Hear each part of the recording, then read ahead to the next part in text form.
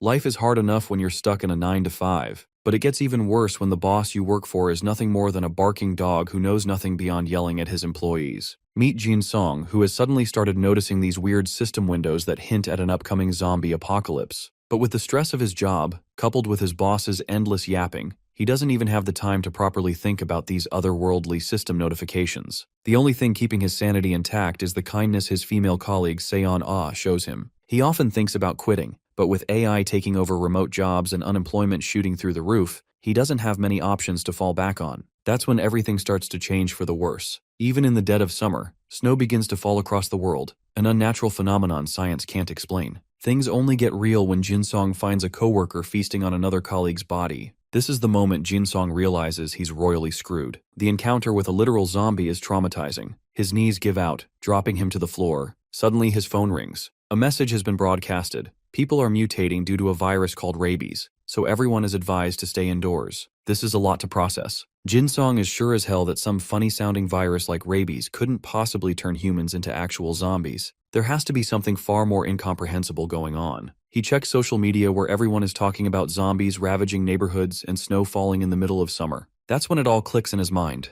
Maybe those otherworldly system windows he's been seeing are connected to these catastrophic events. He tries searching for any information about the status windows, but nothing useful pops up. Things only get worse when his phone glitches into a static screen and then loses connection entirely. Hopelessness begins creeping in. His mind feels numb, his body freezing from the atmospheric temperatures dropping unnaturally. Right now, his biggest problem isn't even the flesh-eating zombies. It's the freezing atmosphere he has to survive. He's banking on the idea that rescuers may arrive soon. To increase his chances, he decides to preserve his phone battery, which currently sits at 83%. Cautiously, he explores the building, hoping to avoid zombies. His first priority is to grab something warm to wear and food to survive. Luckily, he finds a set of clothes in a drawer which he dons on right away. Next on the list is food. Before long, he manages to score a bag, some spare clothes, water, and food to replenish himself. He's not sure whose bag this was, but he's grateful someone left it behind. Now the next step is to find a proper weapon to defend himself. After looking around enough, he finds some trusty golf sticks conveniently waiting for him to find them.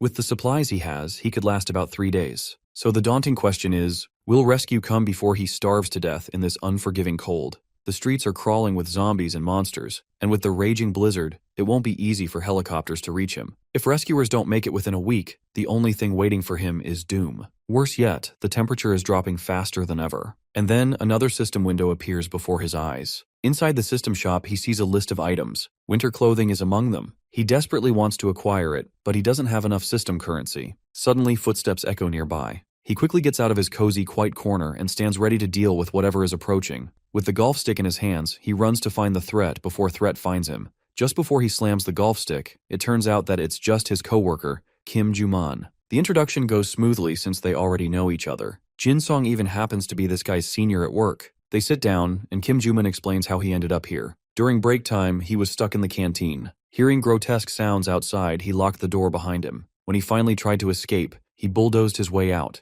pushing through zombies and forcing his way to the emergency stairs. But this isn't the kind of information Jin Song was hoping for. Not only does this guy have no meaningful info, but he also wants to leech off our boy's precious hard-earned supplies. Of course, Jin Song refuses, lying that he doesn't have much. Later, when our boy grabs the water bottle to refill it, his junior grabs his hand, and his vibe goes from friendly to suspicious. He starts sweating despite the freezing cold. It's as if he's seen through Jin Song's lies and wants him to confess. Thankfully, nothing happens, at least not yet. But Jin Song can't shake off the unease. He is wondering why that guy was sweating so much. I don't know about you guys, but I could already tell the bastard was infected. And sure enough, that bastard tries to ambush Jin Song from behind after turning into a zombie. But my guy reacts fast, smashing his water bottle into the bastard's face, then kicking him hard enough that he crashes into the nearby wall. It's unbelievable that just moments ago, this guy was talking like a normal human. So how could he turn into a rabid monster so quickly? But with survival on the line, Jin Song doesn't hesitate. He swings his golf stick hard and smashes it right over the zombie's head. He keeps going, just like you would with a cockroach, making sure it's completely squashed and done for. This is Jin Song's first kill since the apocalypse started, and it leaves him sweating despite the freezing weather. But it was worth it though, because his system suddenly responds to his kill in order to reward him properly. Having obtained his first coin prompts Jin Song to chant "Open the status window." Inspecting the items in the store, he realizes that these coins can be used to purchase them. The neat part is that he'll practically earn 1 coin for killing 1 zombie. You might be thinking that it's pretty good, but our boy out here is dreading his life, thinking that he had to risk his balls off just to kill one zombie and earn one measly coin in return for it. Muddled in his thoughts, Jin Song's attention suddenly turns to the visible bite mark on the zombie's wrist. This visual cue confirms his thoughts, making him realize that the worst has truly happened. In the next scene, our boy is taking cover in a comfy blanket, realizing that even people who look fine can't be trusted anymore. In the midst of the hell he has to endure, he's just glad that a cigarette pack is comforting him. Yeah, I guess lung cancer doesn't really matter when zombies are out to get your ass. Jin Song is haunted by a feeling of uncertainty and thinks he should look for resources, when suddenly, a frightening roar startles him. Taking a peek at the window to check things outside, our boy spots a survivor trying to fight his way out of the horde.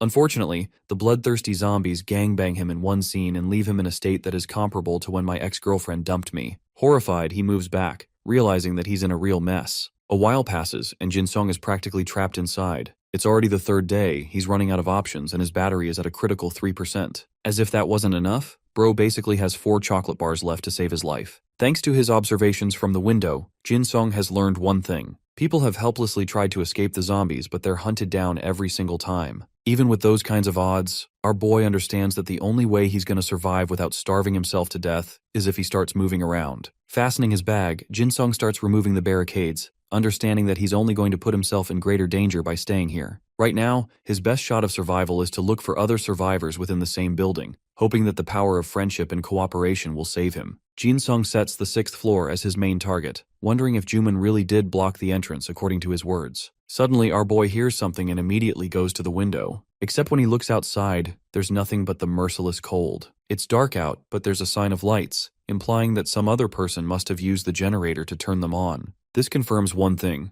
There has to be another survivor in the building. Knowing that the lights are about to go out at any moment, Jin Song rushes downstairs, knowing that his only chance of survival is to find the other person in time. As he's descending, Jin Song theorizes the location of the survivor. His best guess is that this person must be hiding in the management office or the security room. The best thing? They're both located on the same 1st floor, so it's going to be easy to transition. On the lower floors, there's even more cold. However, choosing precaution over his own comfort, our boy takes off his shoes to avoid making any noise. Arriving at the 6th floor, he decides to take the brave step of confirming Juman's words. Taking a peek inside, our boy notes that the entrance is in fact blocked, meaning the guy wasn't bullshitting around. Happiness shines on his face, because this means there might be more survivors in the building if it hasn't been invaded from the outside. But for now, Jin Song decides to leave the 6th floor and focuses on his mission to go down to the 1st floor. Arriving here, he has come to confirm a bunch of facts. First up, the zombies haven't really invaded the building's upper floors. But for the 1st floor, he knows that there's a great risk of those ugly freak shows lurking around.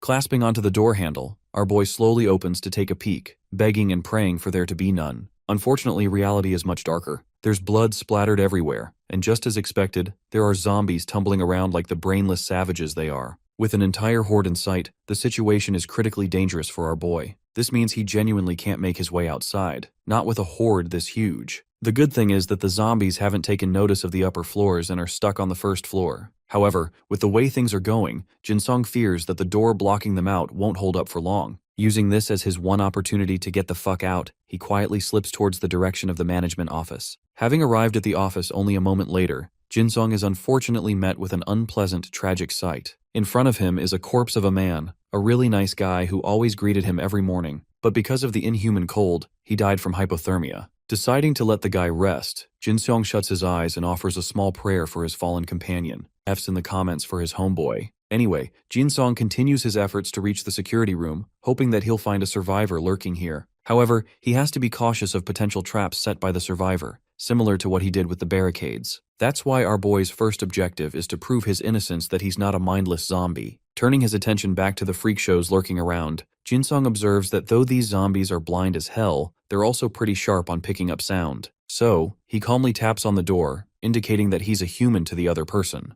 Next up is the brave leap of faith as Jin Song slowly reaches for the door handle. But the moment he opens the door, something latches to attack him. It's not a zombie but a dude with a stick. Luckily, our boy manages to defend himself with the all-powerful Eater of Worlds, the Infinity Golf Stick of Destruction. But the sound made for their clash worries Jin Song because it's at risk of attracting the zombies. Meanwhile, the glasses guy over here is startled by what he sees. Luckily, the zombies still haven't caught on, causing the survivor to yank our boy into the room so he can quickly close it shut. It's the ultimate showdown. a golf stick user versus a wooden stick practitioner. Both confirm each other's status as a human, but still refuse to lower their weapons. Jin-sung explains his situation, pointing out how he heard the emergency generator and came to search for survivors. Next, he even shows his badge as the assistant manager of one of the sales teams. Though he's found himself a survivor, he's worried for this guy to also turn out like Juman in the end. The glasses guy is actually also another assistant manager of the development team, Choi Jae-sung. The fact that this guy is covering his body tightly puts Jin-sung on edge, because he's worried that Jae-sung might be using it to cover any bite marks. However, in this guy's case, he doesn't appear to be sweating, and only seems to be covering himself for the cold.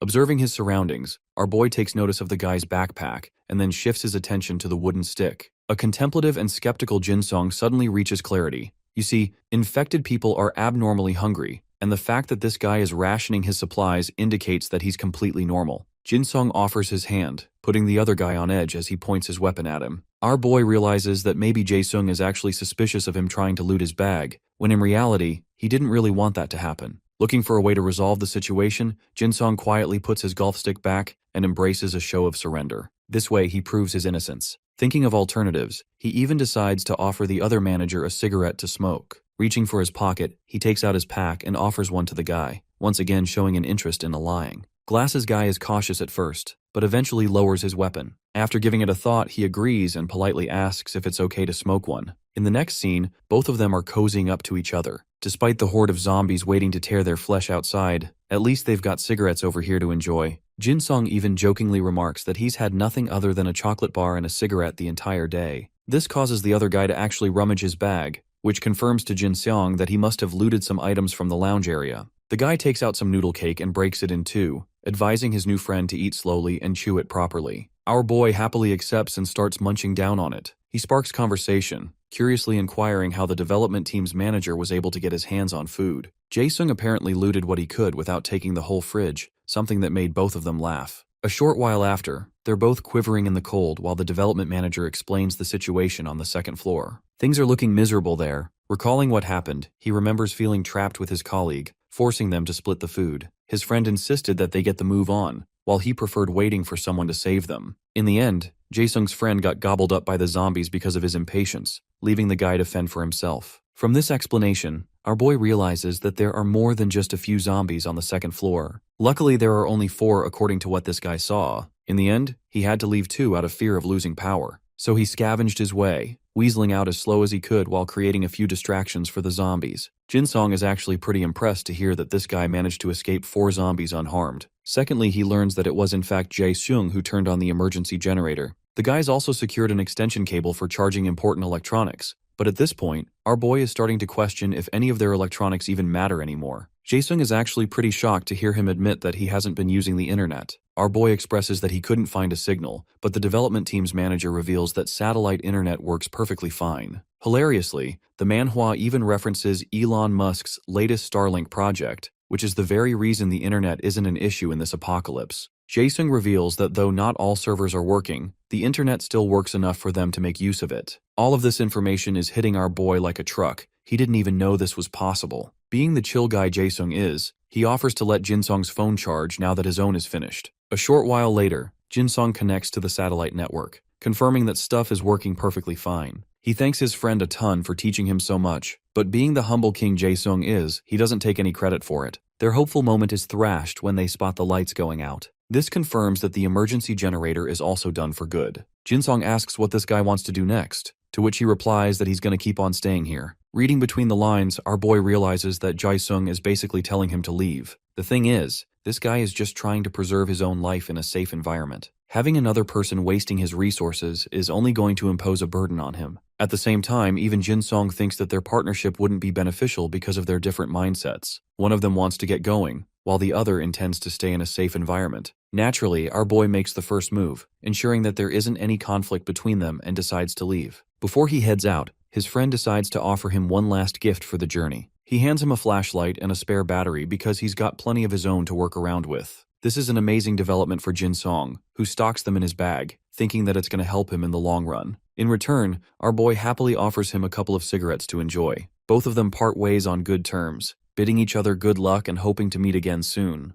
With that, Jin-sung heads outside, back to where the ugly freak shows are hovering around. He has to act before the power goes out for good. Taking note of the open door, our boy sneaks his way past the zombies and quietly pulls the door shut. He's out of danger now and considers his options. First off, he could potentially navigate down the basement, knowing that his car is accessible there. That's one way to escape the danger after all. However, what concerns him is if it's really the right time to leave this building in the first place. Of course, it's true that he has to leave the building at some point, but leaving too soon might be equally as dangerous to him. That's why Jin-sung chooses to go upstairs with his next goal of gathering information from the company before eventually plotting his escape. Unfortunately, it's here where the power completely goes pitch black, forcing him to be even more cautious. Maintaining his composure, he rummages to find his flashlight. Jin-sung cracks it open, methodically making his way upstairs, knowing that the zombies could have switched positions in his absence. With careful steps, our boy makes it all the way to the 6th floor. It's here that he suspects the presence of a zombie. Despite the danger involved, he's come far enough that he can't turn back now. Steadying his resolve, he prepares the mighty golf club and reaches ahead. One particular zombie is making its way through the stairs in all of its chopped glory. Our boy is mogging and keeping his composure, until suddenly he sees the queen of chopped uglies and fidgets in fear.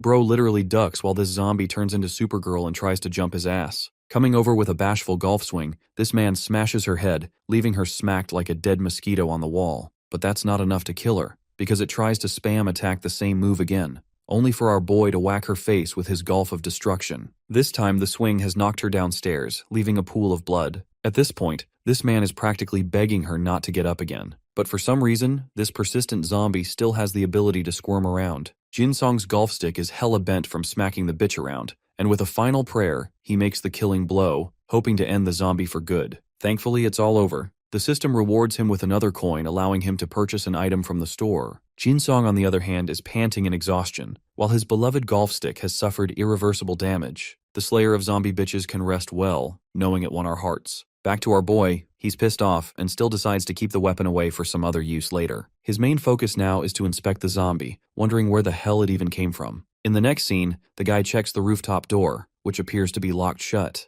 This implies that the zombie came from some other floor, hinting that not even the 7th floor is safe from harm. Quietly making his way, our boy breathes a sigh of relief. Seems like the 7th floor is fine. Taking a break, he chugs down some water, recalling just how ruthlessly fast the zombie was, arguably even faster than from the time it was a human. It was as if it had become a wild animal. Outside, he notices that there are 2 zombies hovering around. This is bad news, because if they're just as fast as the one he fought, it would mean that he's not going to survive 2 at a time. That's why Jin-sung's excellent strategy is to isolate his opponents, taking on 1 at a time. Suddenly, he decides to take a peek at his phone, wondering if there's some new information on the zombies. Bro is out here really wondering if there's some kind of new zombie patch or some shit. There's a forum called the Survivors Gallery, where a bunch of people are posting from different regions talking about the insufferable cold conditions. They miserably talk about their own pitiful situation, instead of highlighting some new discovery on the zombies. Disappointed, Jin-sung turns to his own findings. One thing is for certain,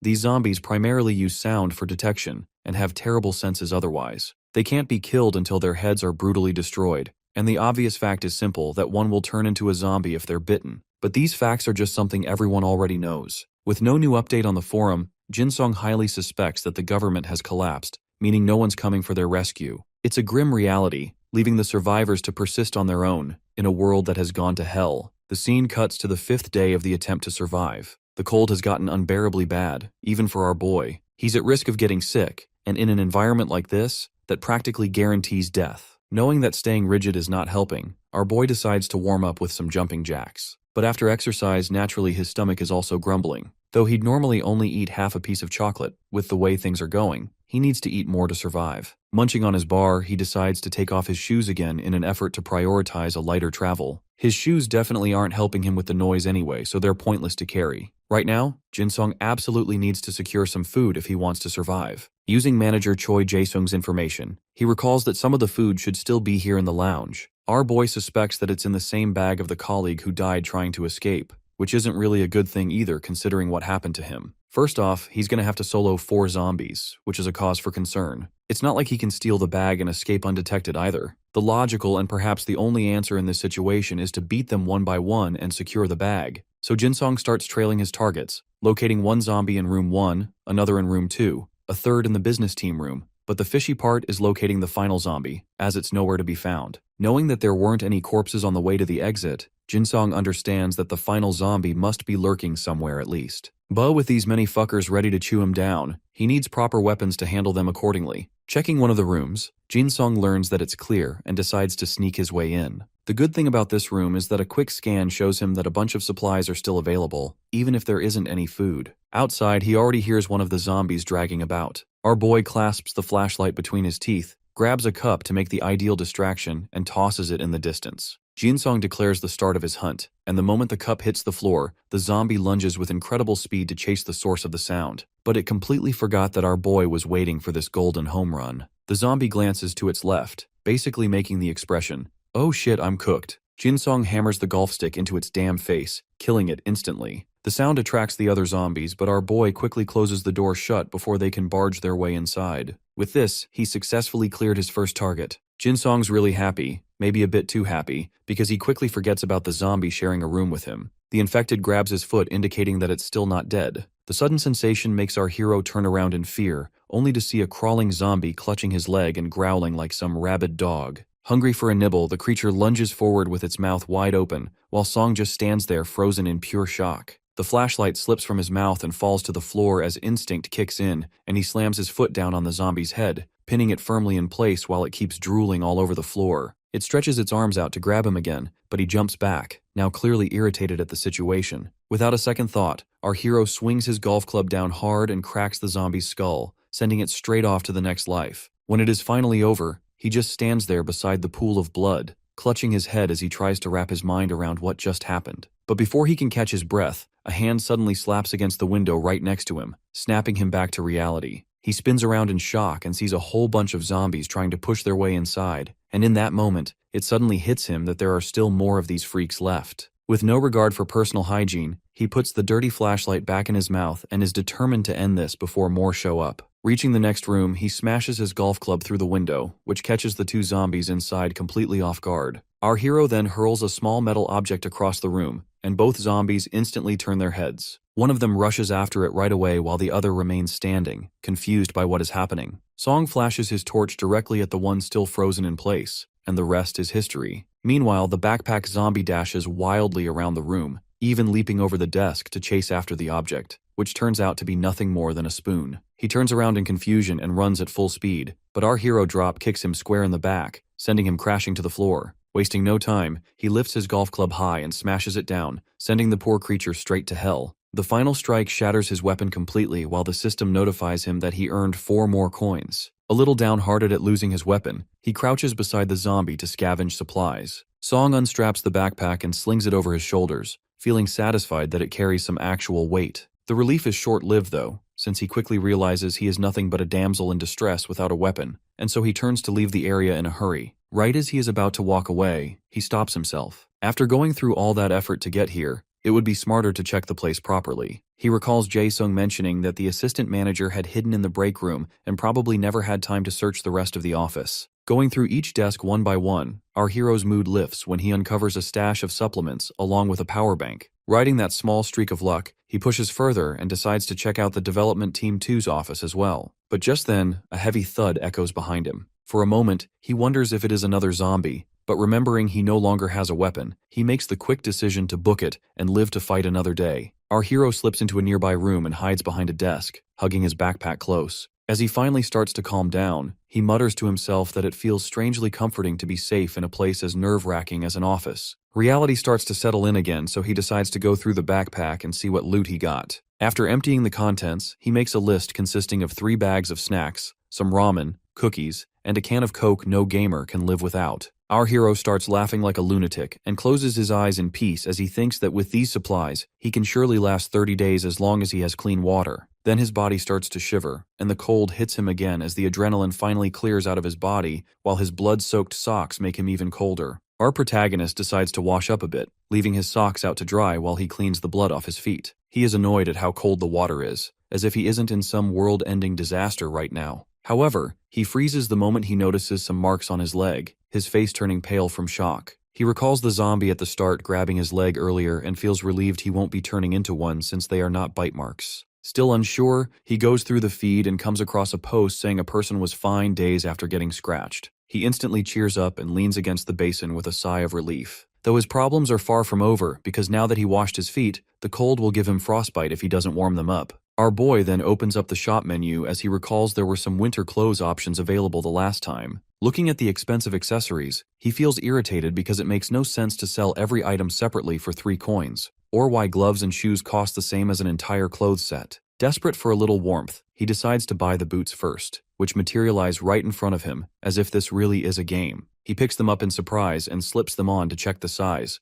only to find they fit perfectly, almost like they were custom made just for him. He quickly realizes boots alone are not enough to battle the cold, so he scrolls through the shop in search of more. After a round of doom scrolling through the endless items, he suddenly gets an alert and immediately thinks this might just be the one he needs. He buys a heat pack for 1 coin and he puts that on his feet to help them warm up again. Although he complains that 1 heat pack for 1 coin feels way too expensive, he still feels relief in the warmth and comforts himself with the thought that he will somehow survive the situation. By the 7th day, our hero learns that the water supply of the building has finally been cut off, so he quickly inspects his stash of water bottles that he had set aside for emergencies, and finds out that he has 2 liters left, which will probably last him 3 or 4 more days. He flops himself onto the countertop near the window and wonders why things always manage to get worse exactly when he finds the slightest glimmer of hope. Our hero then scrolls on his phone to check for any new info about the zombies, and finds a post by a user who claims that he is going to risk it by heading to the supermarket. An anonymous user asks if he is really going out, and he confidently replies that he already left and will post again if he makes it back alive, so the anonymous user cheers him on in support. After that, our hero sets his phone aside and feels sad that the number of posts is dropping day after day, which means that there are hardly any survivors left. He walks up to the window to confirm his suspicions and does not spot many humans outside, but he still holds on to the hope that people must be hiding somewhere. By the 8th day, he checks his phone only to see that an anonymous user had asked whether the adventurer ever returned from the supermarket, but even after a whole day, no response appeared under his post. The anonymous user assumes the adventurer died and quietly pays his respects. That makes Song angry, though he remains grateful that he still has enough food and water left to save if he can just make it out of the building alive. The only problem is that he cannot possibly last in the outside world all on his own, so he knows he must find other survivors in order to make allies. At that point, he discovers a fresh problem, since he cannot scavenge through different floors of the building while fighting zombies without a proper weapon, and he is now down to his last golf club, which is so flimsy that it will not last after knocking out more than a couple of zombies. So he opens the status screen and helplessly stares at the zombie skull-crushing hammer which costs 5 coins. But since he has only 2, he closes the screen and thinks that while it looks amazing, the hammer is too expensive, and he could just buy more winter clothes and heat packs for that price instead. Next, our boy focuses his attention on searching the 4th floor for useful items, but he suddenly notices something that makes him freeze in confusion. The entire scene is covered in blood, and there is not a single person in sight. Our boy notes that the bloodstains reek of zombie stench, which feels strange since he does not see any zombie corpses lying around. He can only wonder what might have happened there. When he tries the executive room door, he finds that it is locked. Song assumes someone could be hiding inside, so he presses his ear against the door and waits. After hearing nothing at all, he smashes the handle with his golf club and follows it with a solid heel kick that bursts the door wide open. Instead of survivors, he finds a mountain of corpses with at least 10 zombies stacked together. Seeing that, he questions what kind of beast could have done something like this, and whether his company ever had someone with this kind of monstrous strength. He understands the situation and sets a new goal of making that person his ally. After searching through the offices for some time and finding nothing useful, he realizes that the entire place has already been stripped clean. It dawns on him that the person must have taken everything beforehand. The level of thoroughness makes him wonder that an obsessive person could pull this off, and he even considers the possibility of there being more than one people. He cannot help but question if they are still somewhere inside the building. Just then, he notices a note jammed inside the water dispenser. Inside, the writer congratulates him on reaching the 4th floor and then apologizes for taking all the supplies, while advising him not to waste time looking around. The writer goes on to warn him about the executive director's room, explaining that all the corpses had been piled inside it, and that a set of skirts has been left in one of the cabinets for anyone who might need them. Lastly, it gives a strong warning that the 5th floor should be avoided at all costs. The writer explains his plan to leave for an island on the west coast, where life might be a little easier. He even notes down the date and time, making our hero realize that if he had arrived a single day earlier, he might have met the legend himself. The writer turns out to be Yoon Hyuk-jae from the accounting team, and the man hopes to meet his dear reader someday. Reading that, Song instantly remembers the coworker, the same one he used to tease by calling him a special services agent. Everything makes perfect sense now, because it explains how Yoon was able to handle so many zombies on his own. Just as Song folds the paper, he notices another message written on the back. It states that Yoon left a gift in the drawer for his wife. Song's heart jumps at the thought of a hidden treasure, and he rushes toward the drawer, only to discover 2 lonely packets of instant coffee. At that moment, he realizes that Yoon pranked him hard. On the 10th day, Song sits by the window and enjoys a choco pie while reading the note again. He thinks to himself about the strange warning Yoon had left about the 5th floor. According to Song, that floor should not have many zombies at all, since it was where the CEO's office had been. Still, he does not question it too deeply, and convinces himself that Yoon must have had a good reason. His thoughts then drift toward the empty world outside, and he notices that he has not seen any survivors for quite some time. With every passing day, the possibility of meeting an ally grows smaller. He contemplates whether he should search through other floors, since he found no one the day before. While he stands there thinking over his options, a beam of light suddenly strikes his face, and Song quickly realizes that it's a signal from someone outside the building. He notices the other guy pointing at something and feels genuinely happy at the chance of there being other survivors. This immediately catches Song's interest, so he looks a little closer and spots the man holding up a sheet of paper, as he realizes he must be trying to communicate something to him. An idea sparks in his head and he digs through his pockets, pulling out the camera on his trusty Samsung phone and using the zoom feature. His quick thinking pays off as he manages to read the message, which tells him that there are still people alive in his building and they want him to team up. Our hero is overjoyed at the thought of other survivors, but for now he decides to focus on the people on the 6th floor. Picking up his remaining golf club, he makes up his mind to explore the area. Sometime later, he reaches the 6th floor and is caught off guard when he sees that the entrance is not blocked. Wondering if the other people cleared the mess out of the way for him, he calls out to any possible survivors and introduces himself in a friendly tone, but no one responds. As he walks deeper inside, he realizes the entire room is a mess, almost as if someone was desperately searching for something. The place gives him a very bad vibe and makes him wonder if others had been here before him.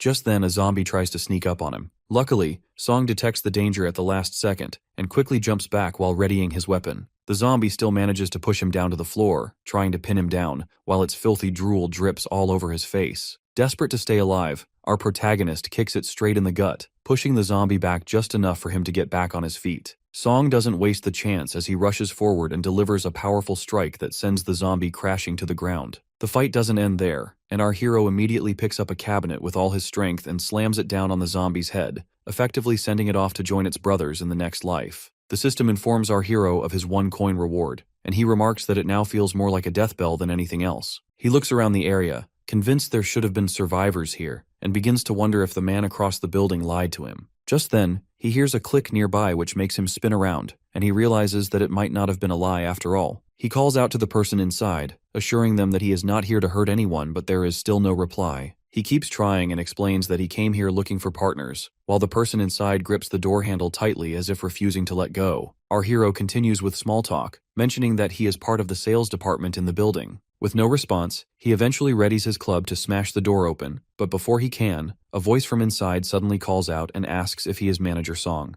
At that moment, the door opens, catching him completely by surprise, and the employee turns out to be Sion, who looks incredibly relieved to finally see a familiar face. Sometime later, they sit inside and begin talking about everything that has happened. Seon explains that last night someone had come knocking on her door and begged her to let him in, but she sensed something was off and refused. Once he realized she was alone, he tried to force his way inside, which made her retreat to the break room to hide. Within less than an hour, the man outside had turned into a zombie buffet and ended up converted into one himself. It then clicks for our hero that the zombie he just took down was probably that very man. Changing the subject, he asks her if she has any weapons, and she shows him a wooden spear. It strikes him as looking very similar to Jae-sung's weapon, so he asks if it was made from a mop. She confirms it and explains that she used a box cutter to sharpen it, turning it into a surprisingly useful tool. Our hero notices the dried blood on the tip and wonders if she has already managed to kill a zombie, but then quickly realizes how risky that would be and how much harder it is for someone like her to handle that kind of danger. Sion keeps talking about the details of her spear while our hero just studies her with a serious look,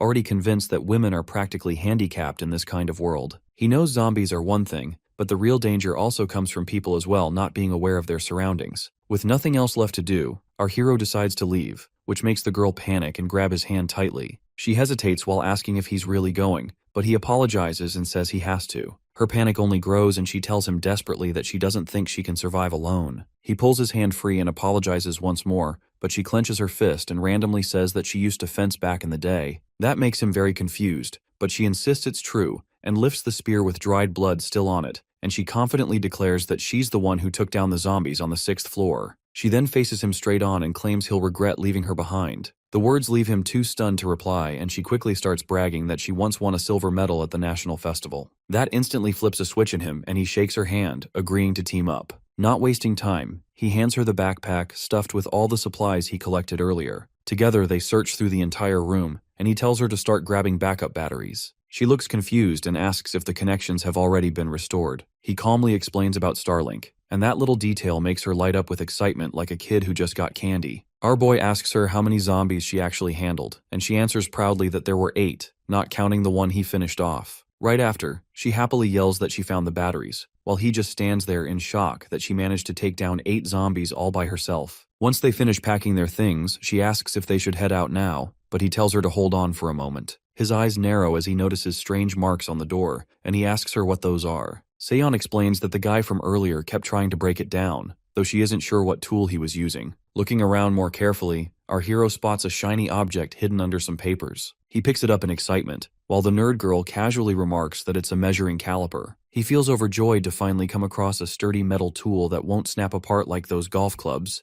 and quickly tests its weight in his hands. He mutters that it feels a little short to use as a proper weapon, but his coworker simply smiles and tells him that she already has a solid solution for that. Seon-ah grabbed the caliper and did some arts and crafts bullshit to make use of its strength and extend its range. As securely as she could, she tied the heavy metal tool to the end of her trusty murder stick. The sharp edge is on one side, and the heavy caliper is on the other. It's a pretty useful double-sided weapon. You can strike like a spear and clobber like a caliper. The perfect invention. Seon-ah was very pleased with her creativity. She's already showing that bringing her along is the best decision Song Jin-song will make. Maybe having more people doesn't mean more people to fight with. Being on a team could make great things possible. Afterwards, they did an inventory check on both of their supplies. They have a pretty even split of food, so they won't have to worry about that for a while. Among Seon-ah's stuff, there was a frying pan. She personally brought this thing to the office on the day of the apocalypse. She was supposed to get it refunded at the store she bought it from because of the color. With this thing, they could melt some snow for water. She embarrassedly averted her gaze. She's been using that pan for a different purpose. The handle is a little slippery. What could that mean?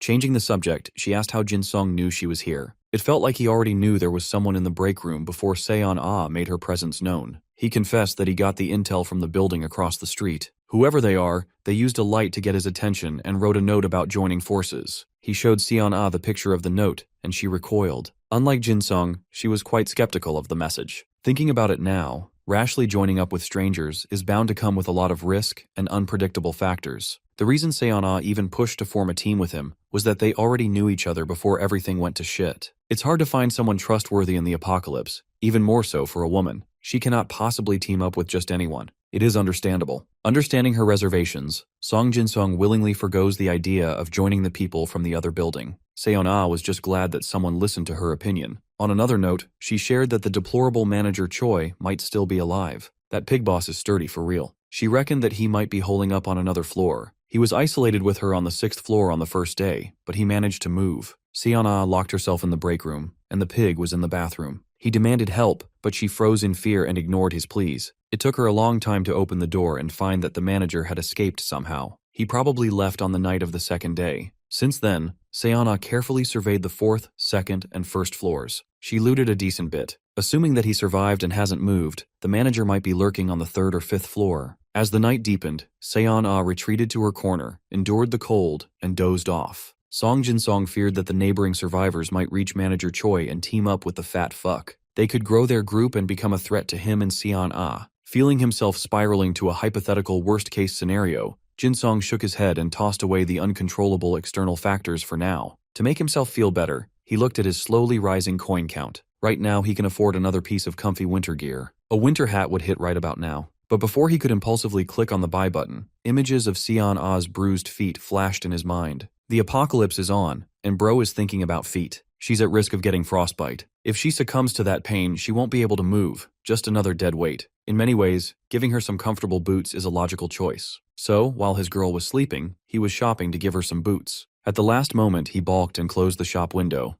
He cursed himself for being a selfish asshole for not spending a mere 3 coins for a comrade and only thinking about his own comfort. Pushing that guilt deep into his mind, he justified that they don't have to move right away, so he can delay the decision for a little while. When morning came, he woke up to Seon-ah eagerly browsing on her phone. He asked if she had plenty of battery left, and she was caught off guard. Overnight, they charged the battery they found yesterday and set aside one for emergency. Looking at her phone's dwindling power, she brought up the fact that the company installed a solar power generator on the roof. He did not know that they had something like that, so he never bothered to check the highest floor. Seon-ah was briefly in charge of a support project linked with a small to medium enterprise. She was informed that the whole setup was installed, but a defect was found before it was officially sold, so the project was halted. She doesn't know the exact details of the so-called defect, but she's certain that it wasn't a big safety issue. Even though the solar power setup was just a trial version, it should still be useful. She was briefly in charge of the project, so she knows how to run it. With the prospect of a great resource available, Jin-sung enthusiastically agreed to check it out.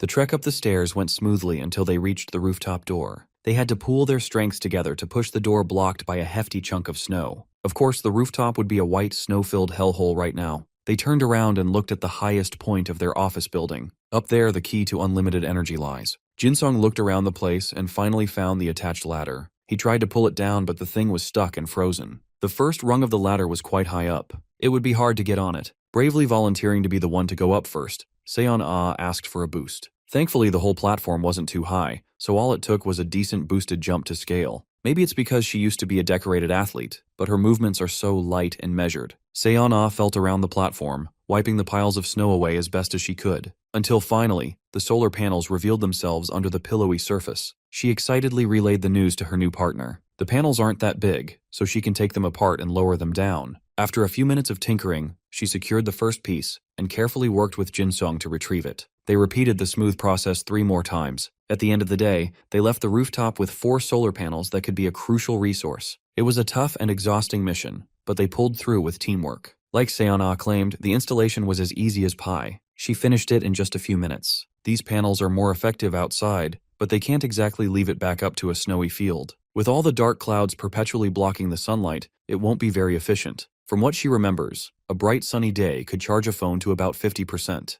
The sun is barely out now, so they might as well test the current benchmark of their new panels. They left a phone plugged in for an entire day, and it only gave them 8% of juice. To charge the phone to full would take more than 12 days. That is not a good yield at all. Seon-ah's enthusiasm from the day before had completely evaporated. After all that effort and manual labor, they were rewarded with 8% of the battery. Jin-sung could not help but look at her shivering and bruised feet. He's just like me, for real. They already expected a bad yield, but being proven right is still disheartening. Looking on the brighter side, Jin-sung figured something out. He might have just come up with the best place to go if they ever decide to leave the company building. They won't have to go far. They can check out the company's logistics warehouse nearby. That place might have food and essential tools for survival. The problem is getting there. They could probably secure a car, but navigating the icy roads without a GPS might be a big problem. They could rely on phones to maybe draw a map on paper. Seon-ah assured him that they could go to the warehouse without a map. It's near her house after all. She often passes by that place when taking walks. Every passing day together, this woman keeps on proving that teaming up with her was the wisest decision.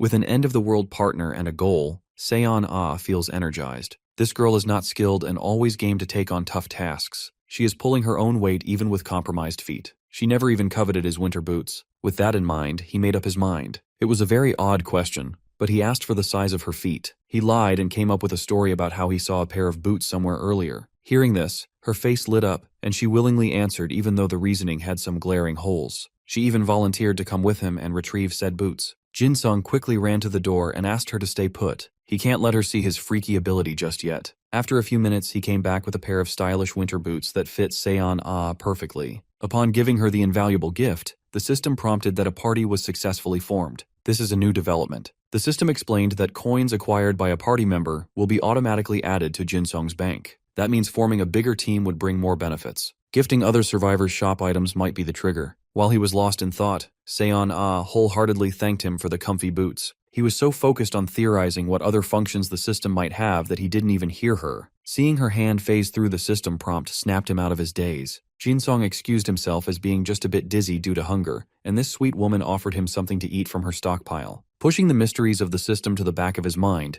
they went back to their spot to get some grub. Just like that, 14 days have passed since the outbreak, and the perpetual blizzard started. Their water supply ran out 3 days ago. The thirst is setting in. Today is the day to test out the pan and melt some snow. Seon-ah took charge of getting some papers to burn. Since there's a risk of spreading fire inside the building, they decided to light up on the rooftop. This practice also comes with a set of risks. If they light a fire outside, the smoke might attract some raiders hiding nearby. Those people usually move in groups. With the state of the world in chaos, raiders are bound to band together to commit all sorts of inhumane crimes. They will steal, murder, assault, and commit sexual violence to their rotten heart's content. Jin-sung wanted to hold out on making a fire to avoid drawing attention from the wrong people, but they don't have a choice anymore. Using a lighter, they lit up some office documents and piled them up on a metal drawer box. They haven't felt this warm in a long time. For a minute, Seon-ah and Song Jin-sung shared the comfortable warmth of the pyre. They put some snow on her treasured pan and managed to melt a decent amount of water. Desperate to get some fluids in their body, the two shared a cup of warm water. It's been so long since they had a drop of drinkable water, let alone something warm.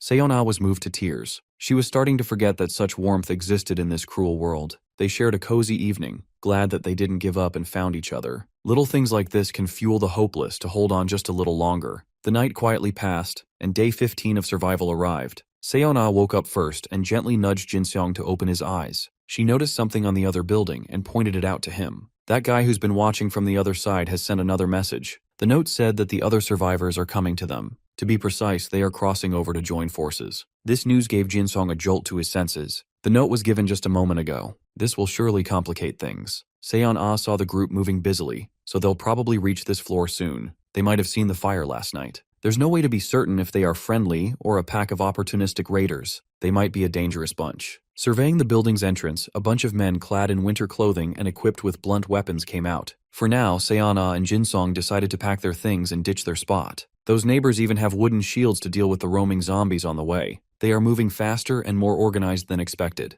The three were handling the undead very systematically. They would lure the brainless beasts with sounds, isolating targets one by one, and killing them swiftly. At this rate, they would scale the office building within 10 minutes at most, 15 minutes at the latest. The duo finished packing, but they had already wasted quite a bit of time. The neighbors were doing really well until they messed up and lured way too many zombies to deal with. Realizing their mistake, they pushed forward and ran towards the building. Since a bunch of zombies are hot on their heels, the guy wielding a demolition mace smashed through the glass to make an entrance. Seeing the situation escalate, he turns his gaze to Seon-ah, wondering if she's holding up okay. She admits to having gathered everything, but they gotta figure out how they're gonna carry this solar panel. He tells her to leave it, but she protests, saying that leaving it behind would mean sacrificing their power. However, his reasoning is correct. Their survival is necessary. With a heavy heart, she gets up, agreeing with him. They lift their crafted weapons and begin walking. A little while later, they realize that the enemy is approaching. The place is ice cold, and their only options are to run either to the rooftop or the lower floor. Considering the cold environment, they don't choose the rooftop because it could halt their progress, so instead, they head to the lower floor. After reaching the 6th floor, they decide to block the entrance and keep their guard up.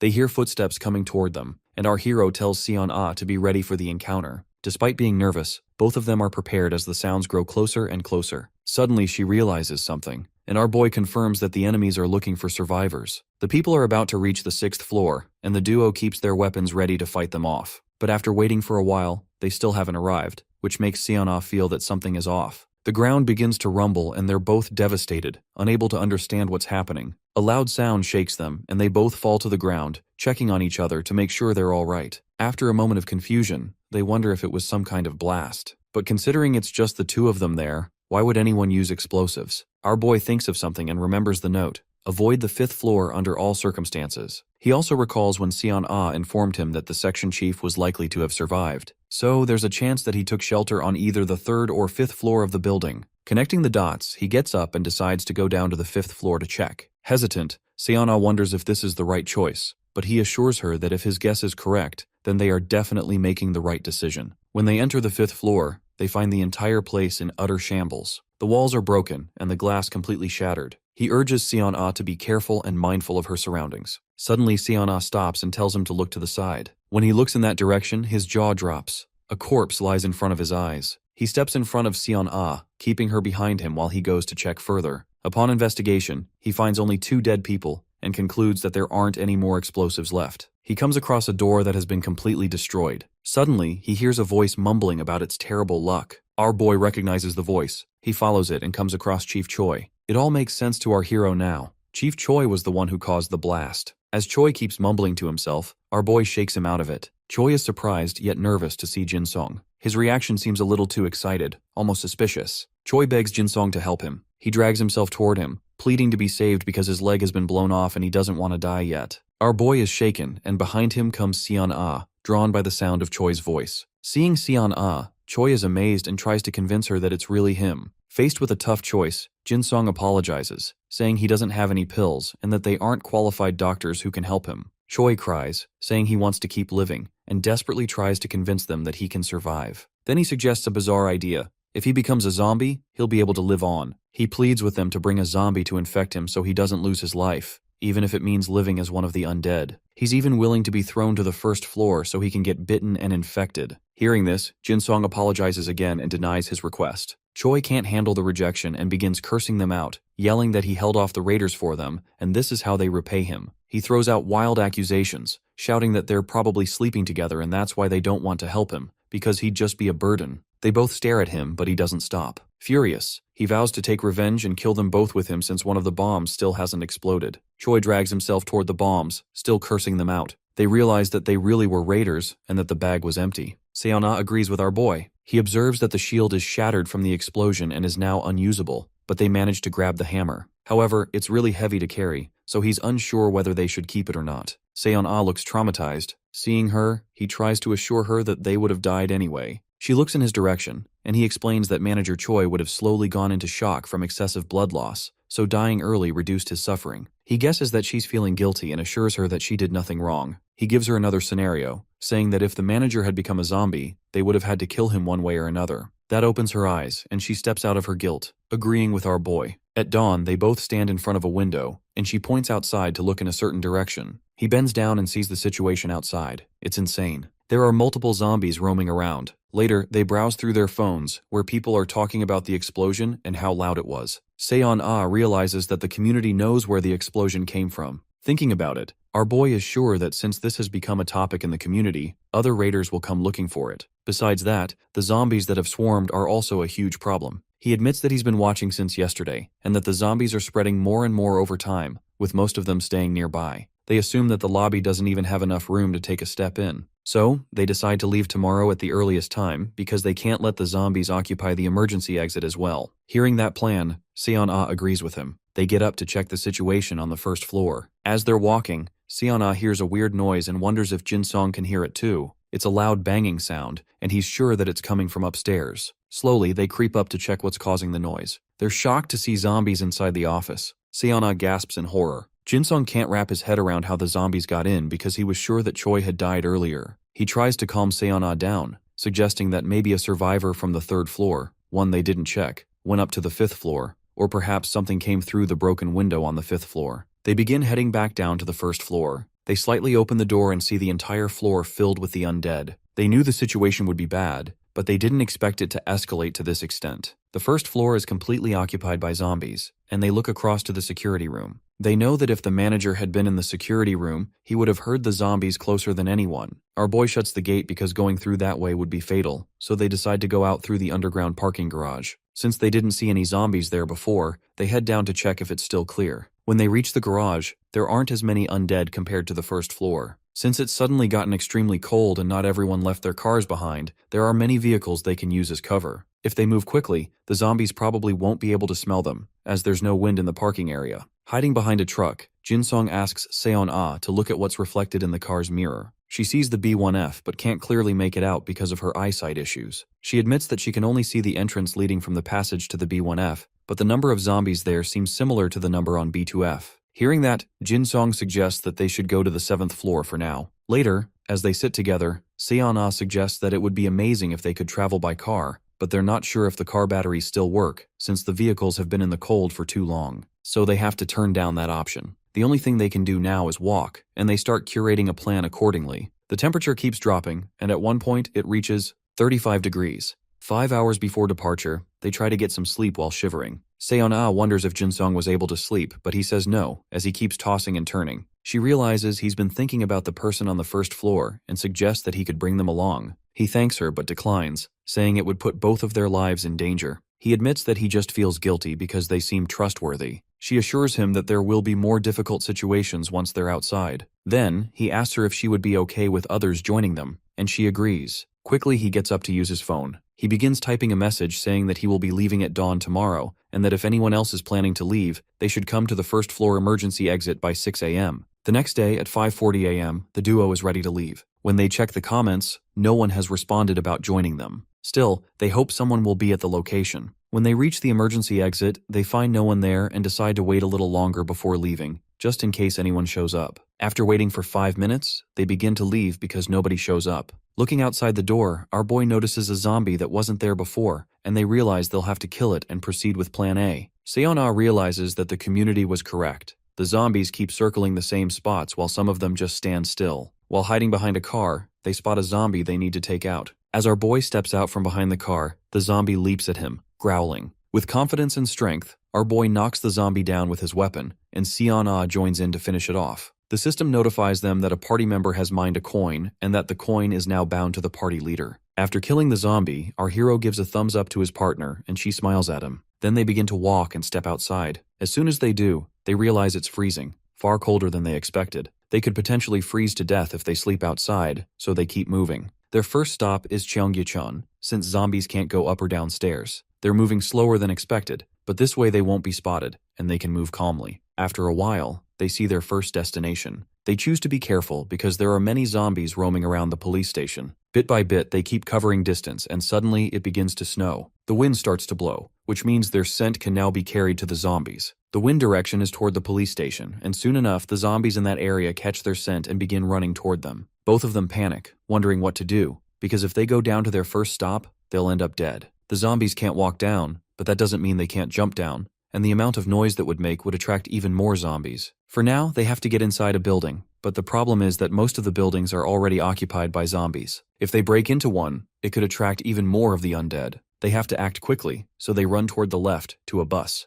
They try to open the bus door, but no matter how hard they try, it's locked. Our boy spots a key inside. A ray of hope sparks. The door somehow opens, and the zombies are quick to follow them. The duo manages to block the gate somehow, but the number of zombies is increasing, and the bus won't start. Seon-ah panics while Jin-sung tries his best to start the bus so they can escape. Finally, the bus starts, and Seon-ah falls back, prompting our hero to ask if she's okay. She gets up and assures him that she's alright. The protagonist tells her to hold on tightly because he's going to drive really fast. Without wasting a moment, he hits the accelerator, but after going a bit further, he realizes the roads are completely frozen, and they suddenly have to stop. When the bus stops, she looks outside the window, then checks the door and realizes that it's blocked. They've managed to escape the initial danger, but still, they don't know what to do next. They'll need something to distract the zombies, but until something passes by, the zombies can't be distracted. Little by little, the crowd of zombies grows, and if they keep banging on the door, the bus might fall over. They're about to lose hope, wondering if it's going to end like this for them. Our hero decides not to give up because it took too much for him to get this far. As he forces himself to think harder,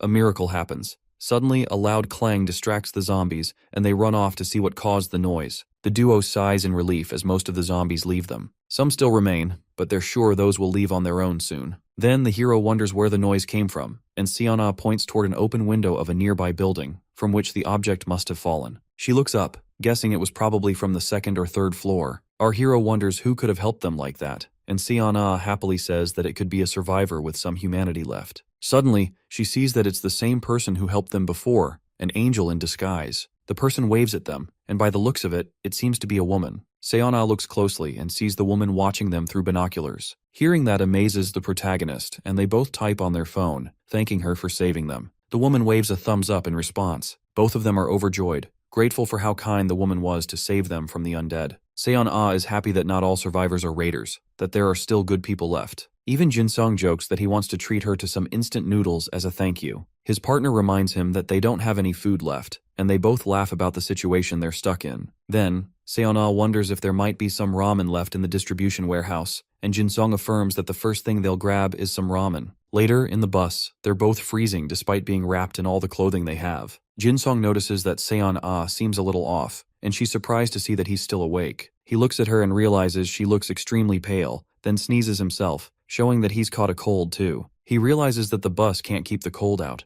Seon-ah insists she'll be fine, but when he feels her hand, it's ice cold. Even her lips are turning blue, and she's been shaking. He knows that if they don't warm up quickly, they'll become completely immobile. They start thinking of ways to stay warm, and the protagonist suggests lighting a fire to keep them warm. Seon-ah worries that they'll suffocate if they build a fire inside the bus, but Jin-sung is ready to prepare a small vent for the smoke. They can't break a window because the zombies would try to reach them, so they use their weapons to carve a vent in the roof of the bus. They make 3 holes for ventilation. Earlier, they had carried some papers, so they're able to start a small fire. After they build the fire, they begin to warm up. Seon-ah looks at her phone and shows Jin-sung a post that was made for them. The post is from the people who helped them earlier, asking if they could join them. To confirm that the post is meant for them, they exchange details about the surroundings, the parked car near the bus, the nearby convenience store. After confirming everything, Jin-sung thanks them for their help, and the people ask if they can join them for their future travels. He looks up at Seon-ah, wondering what they should do about this situation. A guy opens his window to take a look outside and ends up seeing an undead trying to climb a wall. Freaking out, he begins to throw everything he can find at the zombie, hitting its head until it falls down and dies. Talking about it online, he questions whether the zombies are some kind of mutants. He looks at the undead closely, and the face seems weirdly familiar. So he checks, and it's revealed that it was the manager of the indoor climbing gym next door. This incident indicates that zombies can still retain skills from before they turned into the undead. At 8:56 a.m., our duo begins to leave the bus. As they are walking, Seon-ah asks for Jin-sung's opinion about the post they saw earlier about the mutants, to which he replies that he saw it coming.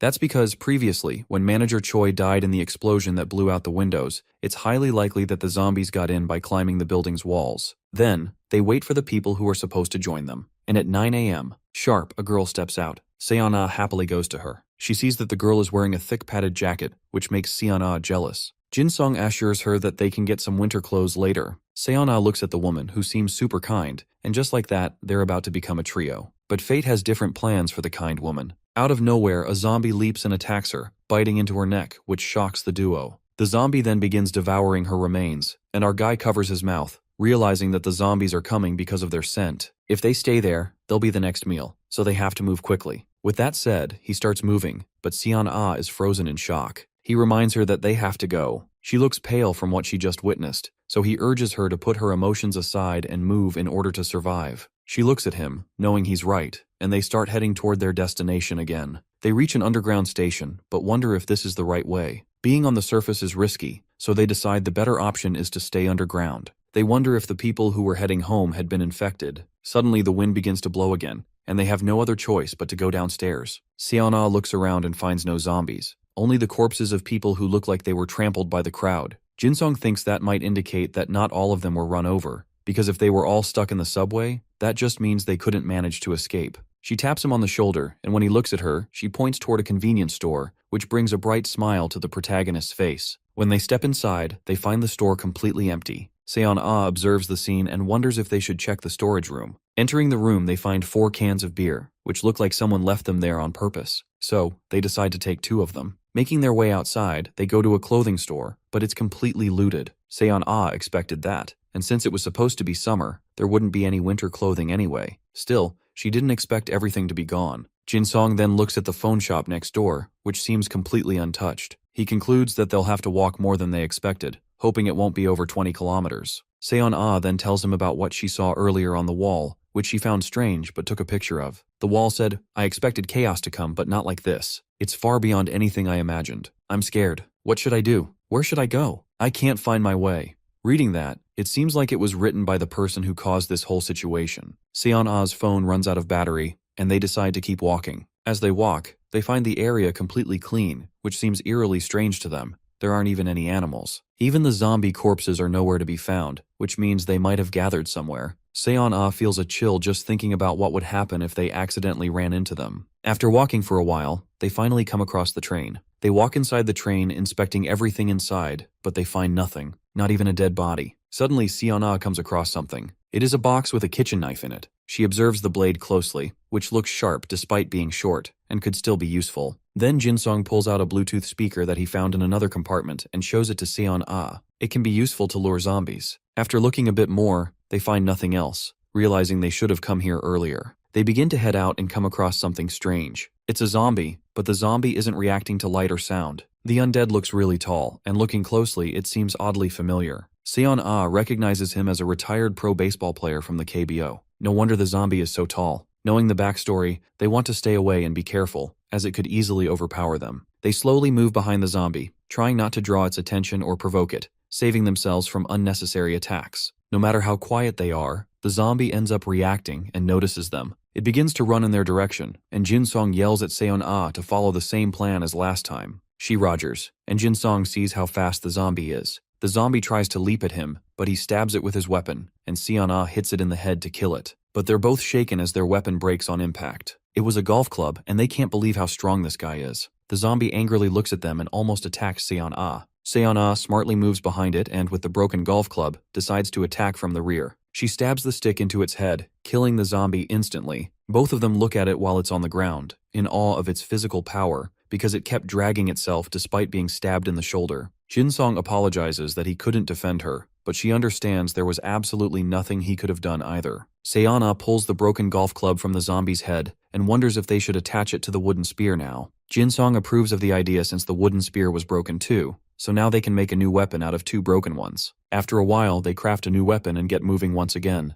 They keep walking, but still have no luck finding anything useful, which makes them think the area has already been raided by someone else. The only reassuring thing is that they'll reach Sinseol-dong Station soon enough. As they're walking, there's a huge bang, like an explosion, and they instantly decide not to go further. They run away from the spot and take shelter in a nearby train. Seon-ah worriedly wonders what that was, and Jin-song asks her to stay silent. He looks out the window to see what it is and notices something coming their way. Suddenly, a whole swarm of zombies charges toward them. They stay prepared to fight, but the zombies run in a different direction. Seon-ah sighs in relief, but Jin-song urges her to keep her guard up, because that surely wasn't the end back there, where the zombies emerged from. They wonder what to do next. Head toward the station where many zombies are already roaming around, or go in the direction of the explosion. Seon-ah suggests that they should just hide, because if they pass by like last time, they're going to end up in a messed up situation. But it's also too risky to stay behind. Jin-song explains that the zombies ran past them without even sniffing them out, but the ones walking slowly could easily smell them. Seon-ah decides to listen to what Jin-song has to say, and he decides they should head back the way they came and move quickly before the zombies start to notice them. Soon they reach Section 3 and climb up onto a train. Seon-ah wonders where the zombies are, and he assures her that they can avoid them as long as they don't make any mistakes. Then he pulls Seon-ah to the top of the train, but his hands slip from sweat, and he suddenly drops her to the ground, making a loud noise. The zombies hear the thud, and Seon-ah is suddenly chased by them. Jin-song urgently grabs Seon-ah and pulls her on top of the train. A zombie manages to grab her foot, but she kicks it off. The entire area becomes flooded with the undead, and they begin to run toward the exit. Somehow they reach the stairs, fight off a zombie, and run away. After a while, they manage to escape and sit behind a closed door, taking a moment to catch their breath. They were almost devoured by the zombies, but were saved by an inch. Then Jin-song asks Seon-ah to show him her foot because a zombie tried to grab it. They take off her shoe and see a small mark, likely caused by the zombie's claw. Thankfully, it wasn't a bite, just a scratch, but it still makes her worried because it could also cause an infection. She begins to cry, thinking she might die right there or become a zombie too. Later on, they disinfect the wound, which makes her feel better about the whole thing. It's a relief that they had a first aid kit with them. Jin-song looks at the kit, realizing that a lot of things are missing from it. Then, they look around the place, which seems to have already been raided because there's no food or anything useful left behind. Jin-song agrees, but they decide to rest for a bit after the fight they just had. He looks around and finds a key, brightening up his face. Seeing the key, he is relieved that at least they don't have to worry about where to sleep safely tonight. Surely this isn't what he was looking for, so he continues his search. He realizes that someone has already raided this place because things aren't where they should be. Then, he begins to look through the books and finds a logbook. Inside it, the password for the locker. Seon-ah is impressed by Jin-song's smart play as he unlocks the safe. He admits that he used to work for the subway previously and discovered that they always wrote the safe passwords in the logbook. She wonders if there is something special inside the safe, but he admits that it's mostly just the station keys. But the only thing that matters for them is what he pulls out, and it is a box with a gun. He tells her that it's a gas gun, which subway stations always keep with them. She wonders why something so dangerous would be kept in a subway station that could risk lives. He explains that the station staff collects cash every morning, and just in case they ever get attacked by robbers, the gas gun was supposed to protect them, and then he hands her over the gun to keep it with her. She denies, and the reason behind that is, she has never held a gun before, and she probably wouldn't be able to pull the trigger when it's the time to pull it and protect them from potential danger. He understands her situation and then gives her the key instead. She takes it, and he tells her that the key belongs to the staff room, hurriedly opening the door. The duo is delighted when the key works and the door opens. They walk inside and the next sight devastates them. They come across a man who looks like he has been starved or frozen to death. They take off his clothes to take with them because they need it. Then, the duo hops in a bed, wrapped up in sheets, and they feel so much better than before. Seon-ah suggests that they take the blankets with them as their bags are already empty because they have run out of food. For the first time in a long while, they have been comfortably laying down, and they feel sleepy, so they decide to get some rest because they already have been exhausted from running and saving themselves from the undead. They have almost 2 days of food left with them, and they need to reach the warehouse before then. He looks at the winter clothing and realizes that they'll eventually have to go up again, so they might need the clothing. Even things seem unstable underground, and the worst case would be that they would have to cover even more distance above the ground. Right now, he has 8 coins and he can afford to buy one for himself and one for his partner. He is unable to decide, so he thinks about it for later on. He looks at the shop and sees new stuff, wondering if the shop was updated. Then, he begins to wake up his partner, and she begs for 5 more minutes. Yawning, Seon-ah wakes up and they begin to walk out after gathering their stuff. What they see outside shocks them. Some cars were placed and it looked like that they were placed on purpose over there. Seon-ah climbs up to check with a torch in her mouth. What she sees brings complete horror to her face. A dozen zombies on the opposite side. Jin-sung decides that they should try the other side, but it has also been swarmed completely by the zombies. They begin to think if there is some way they can mask their scent so they can be safe. Jin-sung looks at the shop, and the shop says that it will let them purchase hidden items, not listen in the shop. If the item doesn't exist, the scanner hasn't been used. And if the item exists, the scanner is used even if they don't buy it. Jin-sung purchases the Explorer item and a search icon appears. He decides to use it and asks the Explorer to search for a vaccine, but the search comes back negative, and when he commands to search for a zombie vaccine, the result comes out the same. After that, he again searches for zombie antibodies, but the search still returns empty. After several attempts with different keywords, he accepted his defeat. He was already prepared to be disappointed, but according to him, it was worth a try. Suddenly, he decides to try something different and searches for deodorant. The Explorer finds the deodorant for him, which costs 1 coin. In addition, the effect of the deodorant lasts for only 90 minutes. Jin-sung is glad that he was able to get a deodorant at least, although he is shocked by how expensive it is. From their current location to Uidong is roughly 11 kilometers, and avoiding zombies in the cold will take about 4 hours. He realizes that he and Seon-ah will need at least 3 deodorants each. He checks his coins and realizes that he has 7 left. Having no choice, he buys the deodorants even though he was saving up the coins. The protagonist grabs the deodorants and hands Seon-ah her bottles. Shocked, Seon-ah asks him how he got them. The hero claims that he found them in a bag on the platform. Seon-ah wonders if they will work or not, and Jin-sung suggests giving it a try, and if it doesn't work, they can return. The two then apply the deodorant on their bodies and their backpacks as well. Once they are ready, they step out of the subway.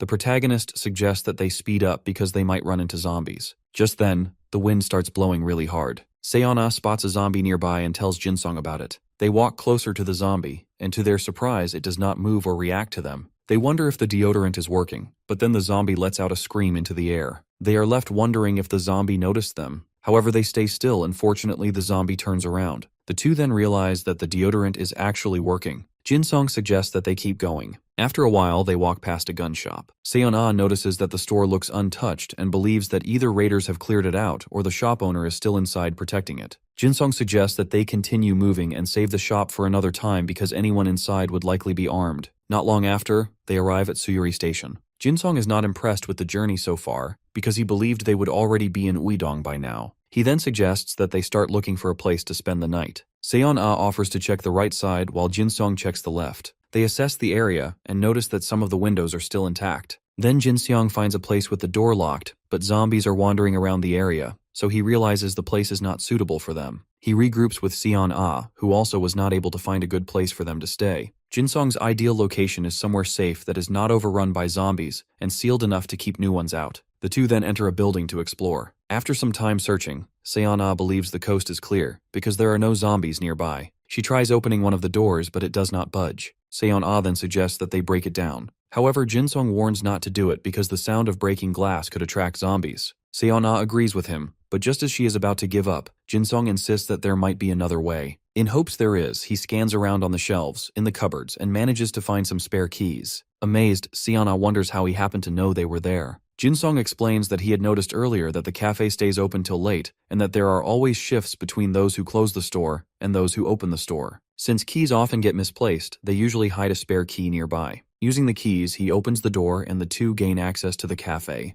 They search the place and are fortunate enough to find flour and eggs that are still untouched. Seon-ah questions what they should do with the flour, and Jin-sung suggests leaving it and coming back for it later since it is heavy to carry. Seon-ah proposes hiding it instead, and the protagonist agrees with her idea. In addition to the food, they also found a power bank and a wristwatch. While sitting down, Jin-sung remarks that at their current pace, they should be able to reach the warehouse by the next day. He then adds that it would be unfortunate if they fail to make it. Jin-sung reveals that they only have 4 chocolate bars left. Seon-ah expresses her worry, thinking there might already be people at the warehouse just like the ones at the gun shop. She then comes up with another idea and says that they should set up a code word in case either of them gets into trouble. Without arguing, Jin-sung agrees with the proposal, and Seon-ah begins thinking of a code word for them. Seon-ah suggests that they talk informally if they face danger involving a ranged weapon like guns. Jin-sung then follows by suggesting that they use polite speech if they face a non-ranged weapon. Seon-ah then decides that she will call him Appa if they can handle it,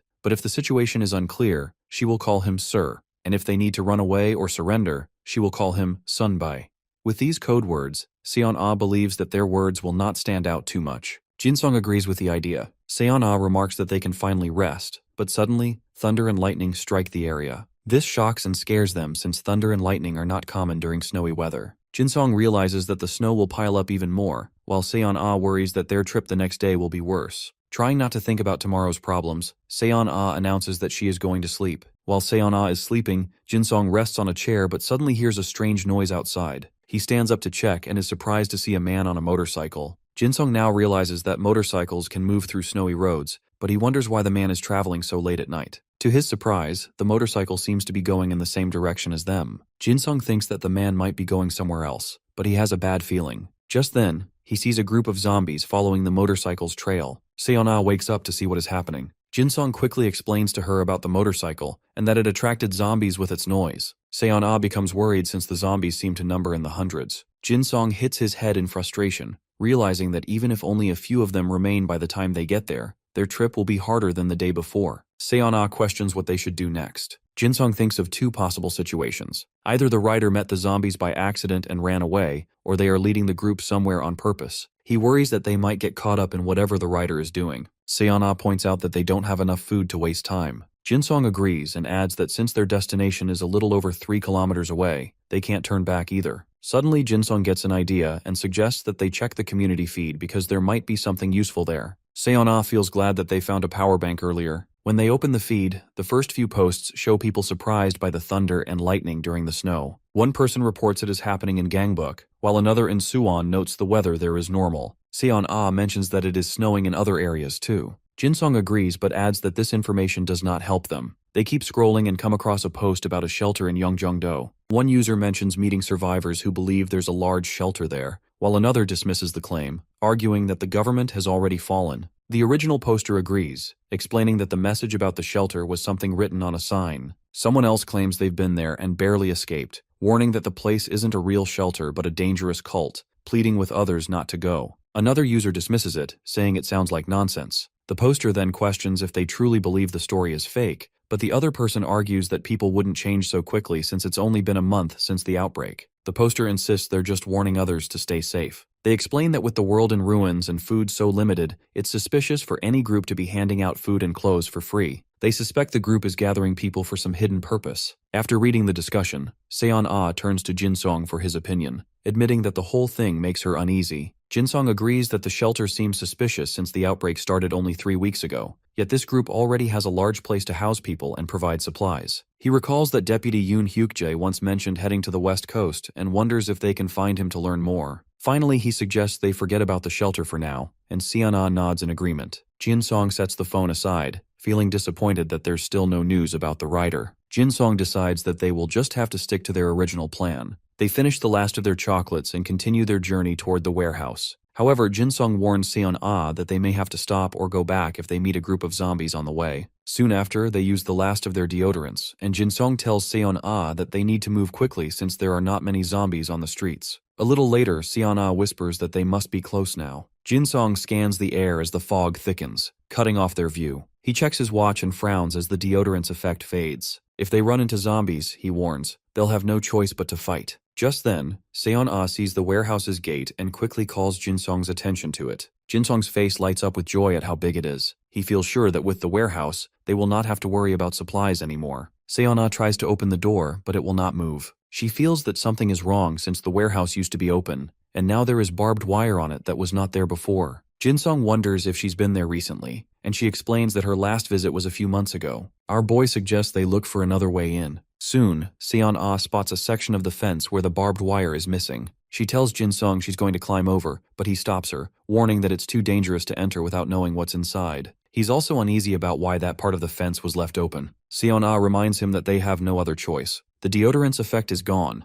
and they need both shelter and food. Hearing this, he agrees but tells her to be careful since there might be danger inside. Seon-ah steps back, runs forward, and uses his hands to help her climb over the fence. Sitting on top, she mentions that the warehouse looks empty. She announces that she is going to jump down, but she does not know that a strange person is hiding behind some cover. Just as Seon-ah lands, the person appears behind her, points a gun at her head, and tells her to raise her hands. The strange man searches Seon-ah's body and feels relieved when he finds no weapons on her. He asks if she has any companions, and Seon-ah answers honestly, mentioning that her friend is outside the building. He inquires how many, and she explains that there is only one. The man then orders her to call her companion and tell them to come through the front gate. With a gun pointed at her head, Seon-ah informally calls Jin-sung's name and tells him to come to the front gate. Jin-sung immediately knows that something is wrong when he hears this. Because she is speaking casually, he realizes she is being held hostage by someone with a gun. He also notices that she used his name, which means they can handle the attacker. The protagonist reaches into his backpack and takes out the gun he had hidden inside. He tells the attacker that he is coming forward just as asked. The hero hides behind the gate, and when the attacker shouts at him to drop his weapon, Jin-sung makes it seem like his spear is his only weapon. He drops the spear and slowly starts walking out. The protagonist feels unsure about what to do next, because his gas gun has a short range, which means he needs to get closer to use it, but he cannot move any nearer without being noticed. Jin-sung decides to trick the attacker. He mentions that he dropped his weapon and tells the man to let his companion go.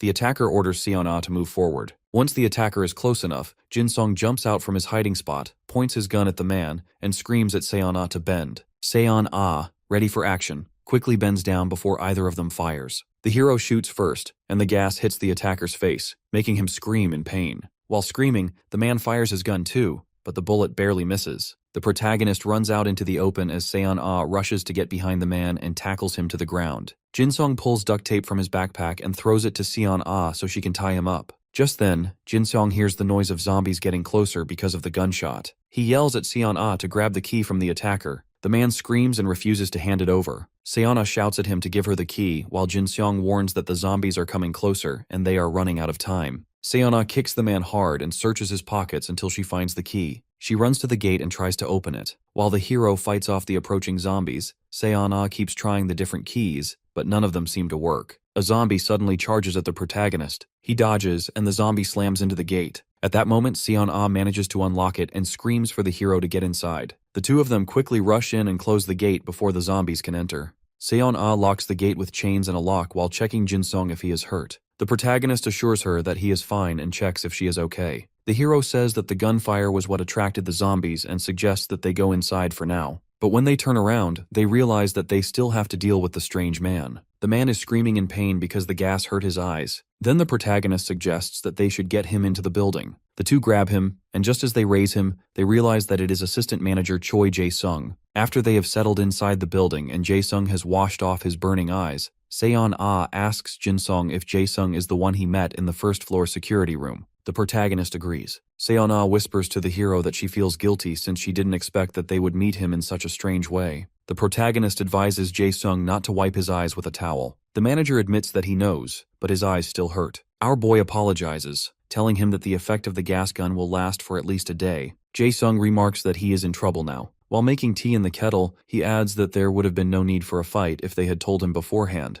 but at the same time, he has no excuse since he was the first to use violence. The hero thanks Jae-sung for understanding. The manager then offers the two a warm cup of tea. As they enjoy the tea, Jin-sung questions Jae-sung about when he arrived at the warehouse, and he reveals that he got there 3 days ago. He confesses that the real reason he came was because of the solar panels. Seon-ah's face lights up in shock when she hears that there are solar panels in the warehouse too. He adds that he was about to install them when he saw the two of them in the morning. He explains that he initially placed them on the lower windows, but because the efficiency was low, he had to move them up to the roof. Seon-ah wonders if it is difficult to manage the roof when it snows. The protagonist is relieved that the situation worked out well since Jae-sung was unwilling to leave the warehouse in the first place. Jae-sung then reveals that he is thinking of covering the solar panels with glass to prevent the snow from falling onto them. He mentions that there are a lot of supplies for them to work with. Jin-sung then inquires with Jae-sung if there is enough supply in the warehouse. The manager explains that the warehouse is well stocked on construction materials, but when it comes to food, there is some doubt. Seon-ah wonders if it is because the food supply is in sight too.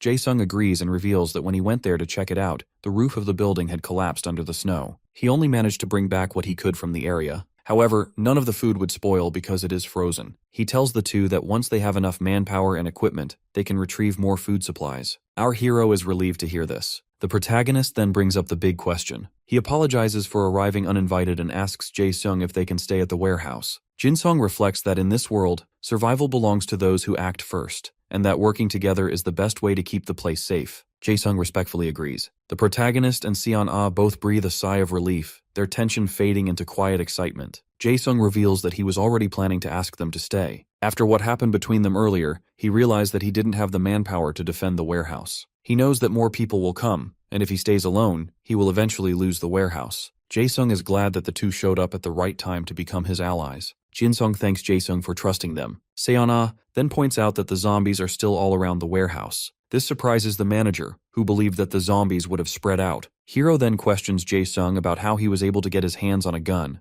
and he reveals that he picked it up from a dead police officer who had killed himself. He mentions that he has seen the bodies of several people who chose to end their lives rather than become zombies. Jae-sung explains that he took the gun and kept it with him for self-defense. However, he ended up using it uselessly. Jin-sung then inquires if there are any bullets left in the gun, and he denies. The protagonist remarks that it's unfortunate. Seon-ah is thankful that with the zombies lingering outside the warehouse, outsiders will not have easy access to the building. The protagonist agrees, calling it a hidden blessing. Just then, Jin-sung's stomach growls and Jae-sung asks if he has not eaten. Moments later, Jae-sung prepares ramen for them. The duo is captivated by the food, and Jae-sung offers to prepare more for them if they want. Excitedly, Seon-ah reveals that they have something, and the protagonist looks confused. Just then, she pulls out 2 cans of beer. While they enjoy the ramen, Jae-sung asks if they should raise a toast. They then toast to new allies and the ramen using the beer. After they are done eating till they are full, Jin-sung mentions that it has been a long time since he last had a full meal and that it feels good to eat something hot. He talks about how his stomach is full, his body is warm, and he finally has a place to rest. He admits that all his worries have disappeared for that moment, and it feels peaceful.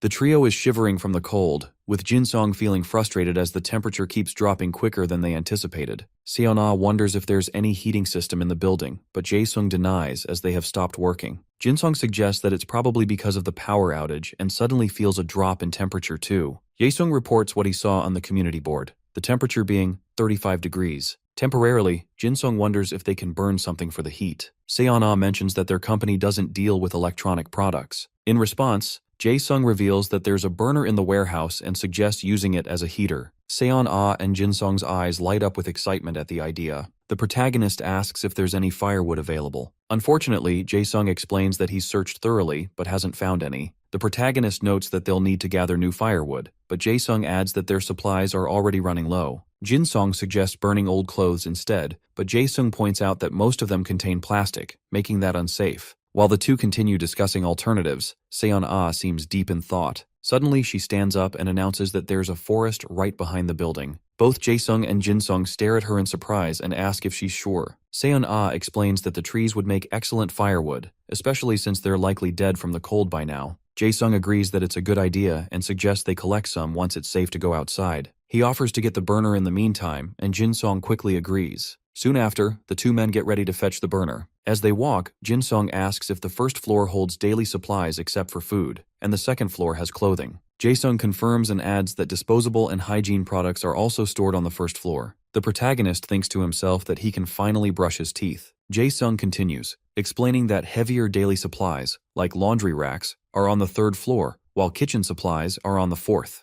Jin-sung remarks that pots, kettles, and kitchen knives won't be a problem anymore. Jae-sung agrees, but points out that kitchen knives aren't ideal for fighting zombies since they have short reach. He goes on to say that office supplies, such as pencils, pens, stamps, and notebooks, are kept on the 5th floor. Jin-sung thinks aloud that they probably won't need any of those. Lastly, Jae-sung mentions that the basement is used as a parking lot. The protagonist then asks about winter clothes. Jae-sung says there are plenty and suggests they pick some out after retrieving the burner. Jin-sung agrees, adding that there probably weren't many shoes. Jae-sung nods, explaining that he's been wearing multiple pairs of socks instead, though it feels uncomfortable in larger shoes. He mentions that his original shoe size is 270. Jin-sung then purchases a pair of winter boots for 3 coins. He realizes that whenever he buys something, the item appears exactly where he wants it. Taking the shoes out of his backpack, Jae-sung asks if something's wrong. The protagonist pulls out the boots and offers them to him. Shocked, Jae-sung questions how that's possible. Jin-sung replies that he had an extra pair. Grateful, Jae-sung tries them on and says they fit perfectly. The protagonist adds that they're well insulated and comfortable. Jae-sung thanks him again.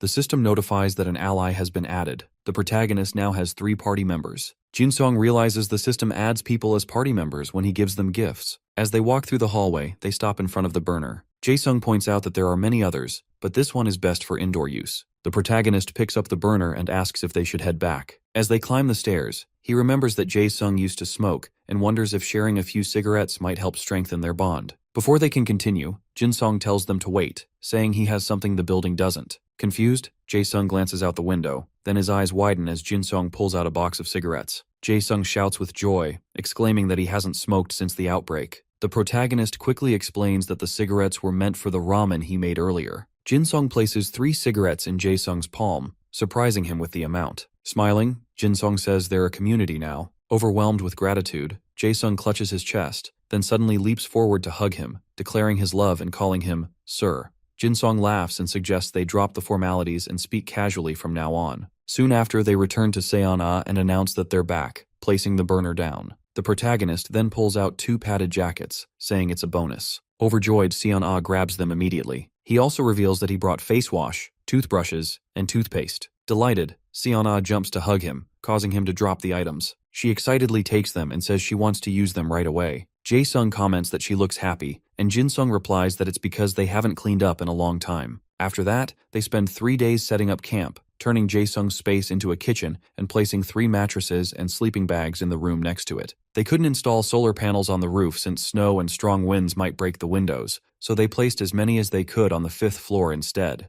Meanwhile, zombies gradually started to spread out. Looking out the window, Seon-ah reports that almost no zombies are surrounding the building now. Sitting at the table, the protagonist remarks that since things have settled down, it's time to go outside. He adds that they should get weapons first and mentions the gun shop they saw earlier. Seon-ah raises her hand and agrees to go out, but warns that traveling far will be difficult. Jin-sung agrees, thinking she's right as they don't have enough coins to avoid zombies, and the cold is harsh. He wishes they had a car so they wouldn't have to worry about zombies or looters. Elsewhere, the roar of a motorcycle draws a group of zombies, while a boy on a bicycle in Banghak-dong is being chased by the horde. He carries his bike up the stairs to escape. At first he thinks the rider is fleeing too, but then realizes they're deliberately leading the zombies toward people. The boy quickly posts about it on the community feed, warning that the rider is heading toward Weidong next and telling everyone there to be careful. After setting up the base camp, they agreed to assign different responsibilities to each member. Seon-ah is in the storeroom, carefully counting the dishes one by one. She is responsible for organizing the interior and managing the inventory in the storage warehouse. A moment later, Jae-sung walks in. Seon-ah turns to him and checks if he needs help with something. Jae-sung, who handles gathering information for the community, repairing supplies, and taking care of mechanical tasks, explains that he was supposed to test the repaired solar generator that day. Seon-ah nods, recalling that she remembers. He goes on that since it has been cloudy for several days, the generator hasn't charged at all, making the test impossible. No data is coming through, so he inquires if there's anything else he can do to help. As she places a box of dishes on a shelf, Seon-ah mentions that she needs to check the stock of kitchen supplies and asks for his help. Jae-sung agrees immediately and starts assisting her. Meanwhile, Jin-sung, who is in charge of patrolling the storage area, keeping watch outside and planning for future needs, is doing his regular rounds. During his patrol, he enters the storeroom and sees Seon-ah and Jae-sung working together. He greets them casually, surprised to find them there. Seon-ah smiles and returns his greeting. The protagonist wonders if Jae-sung is helping out, and Jae-sung nods, explaining that the weather is too bad for him to continue his own work. He mentions that the solar power system has completely shut down. Jin-sung remarks that he expected it since the weather outside is worse than before. He adds that it's not only cloudy, but also so foggy that one can barely see a few meters ahead. Seon-ah then queries if that means there's no battery power left at all. Jae-sung explains that all the batteries are completely drained, and there's no way to recharge them for now. Seon-ah remarks that it's been a long time since they last checked the situation outside. Jinsong agrees and tells them they should have a quick discussion about it. After their discussion, the protagonist gets ready to head out. He puts on his winter clothes, laces up his shoes, pulls his hood over his head, and prepares his bicycle. Jae-sung and Seon-ah stand near the gate to see him off, both looking worried. Standing beside his bicycle, Jinsong notices their expressions and wonders why they look so tense when he's the one leaving. Seon-ah expresses that they can't help but worry whenever he goes out alone. Jinsong steps closer, places a reassuring hand on her shoulder, and explains that someone has to take the risk. If another group were to break into their hideout while he was gone, they'd be completely defenseless. He lightly taps the modified spear she made for him and assures her not to worry, saying that with this weapon, he can take care of himself. He promises her that he'll be careful. Seon-ah tells him to stay safe, while Jae-sung guarantees that they'll manage things at the base. As the protagonist turns to leave, he pauses and looks back, telling them that he'll bring back both the induction cooker and the gun they need. Seon-ah responds that she packed a rope in his bag to secure the cooker to the bicycle and added a note with substitute items in case he can't find what they need. Jinsong thanks her as he sits on his bicycle, promising that he'll return soon. Seon-ah requests him to take care and reminds him that if things become dangerous, he should abandon the mission and come straight back. She opens the warehouse gate for him and watches as he rides off into the thick fog. As the protagonist rides his bicycle through the snow-covered streets, the metal chains on the wheels crunch against the ground. He reflects that he really chose the right teammates. They even checked and prepared everything for him before he left. Thanks to the chains on the tires and the small light they gave him, the trip will be easier. He looks around and notices that there's nothing in sight. No people, no movement, not even zombies. The streets are completely silent. He reminds himself not to relax yet, because once he reaches the apartment complex, there could be zombies hiding nearby. He figures that if the school is close, then the apartment complex must be just ahead. Suddenly, a cold wind blows hard, knocking his hood off. The wind pushes against him, making it difficult to move forward, but he keeps pedaling with effort. Then he catches a faint smell in the air, the scent of exhaust fumes, like from an old car. He frowns in confusion, wondering why that smell would be here when no vehicles should be running anymore. A moment later, he hears a low rumbling sound in the distance. He looks around, trying to figure out where it's coming from. The sound grows louder, and realization strikes him that it's a motorcycle. His heart starts racing as fear runs through him. If that really is a motorcycle, it could be attracting a massive group of zombies just like before. He looks ahead in panic. The fog is so thick that it's hard to see, but when it clears slightly, his eyes widen in shock. He sees them, a huge swarm of zombies chasing the sound of the motorcycle. He realizes that it's the same rider who led the zombies before. Terror grips him, and he knows he has to escape. He starts pedaling as fast as he can, knowing that if they catch him, he won't survive. But the heavy snow and the chain on the tires slow him down. His breathing grows fast and heavy. When he looks back, he sees the zombies getting closer. He curses under his breath, realizing they're almost on him. Desperately, he scans for a place to hide. There's only one option, the school from before. He turns the bike and pedals toward it with all his strength. When he reaches the school, he jumps off the bike and runs to the door, only to find it locked. Panic fills him as he rushes around, searching for an open window. He finds one and tries to pull it open, shouting in frustration when it won't budge. He pushes harder, using all his strength, praying for it to open. Finally, the window gives way. He quickly throws his backpack and spear inside and starts climbing in, but just as one leg gets through, a zombie suddenly grabs his other leg. Terrified, the protagonist looks back and sees the creature growling and pulling him closer. Terrified, Jinsong kicks the zombie in the chin with his free leg, snapping its neck. He continues to kick and shout for it to let go of his leg, but when it doesn't, he grabs his spear and strikes the zombie's face with the back of it in frustration. Finally, the creature loosens its grip, and the protagonist collapses to the floor, exhausted. Just as the zombie begins to climb inside, he jumps up and slams the window shut. The zombie's hand slaps against the glass instead of his face. Realizing that if he had been a second slower, he would be dead, Jinsong falls back and sinks to the ground, completely exhausted. Meanwhile, at the base, Seon-ah anxiously taps her foot against the floor as she works in the storeroom. Jae-sung walks up behind her and wonders if she's really that worried. She admits that with the darkness outside, it feels even heavier. Jae-sung reassures her that she will be fine. She nods but still looks uneasy. After a short silence, Jae-sung mentions that his phone has charged to about 8% and questions if he should turn it on. Seon-ah checks if that would be okay. Jae-sung explains that if they use power-saving mode, it will last around 10 minutes. Seon-ah admits that she hasn't checked in for days and is curious about the latest information. As Jae-sung logs into the community feed, she feels a sense of relief and thinks that the room suddenly feels a little brighter. In the community, a user discusses how zombies react violently to the scent of blood. They explain that they've been trapped in their home with 4 people, but 2 turned into zombies, so they locked them in a room. Everything had been quiet until that day, when the zombies caught the scent of blood and went crazy. Another commenter replies, mocking the original poster for not knowing that already and advising them to follow the updates.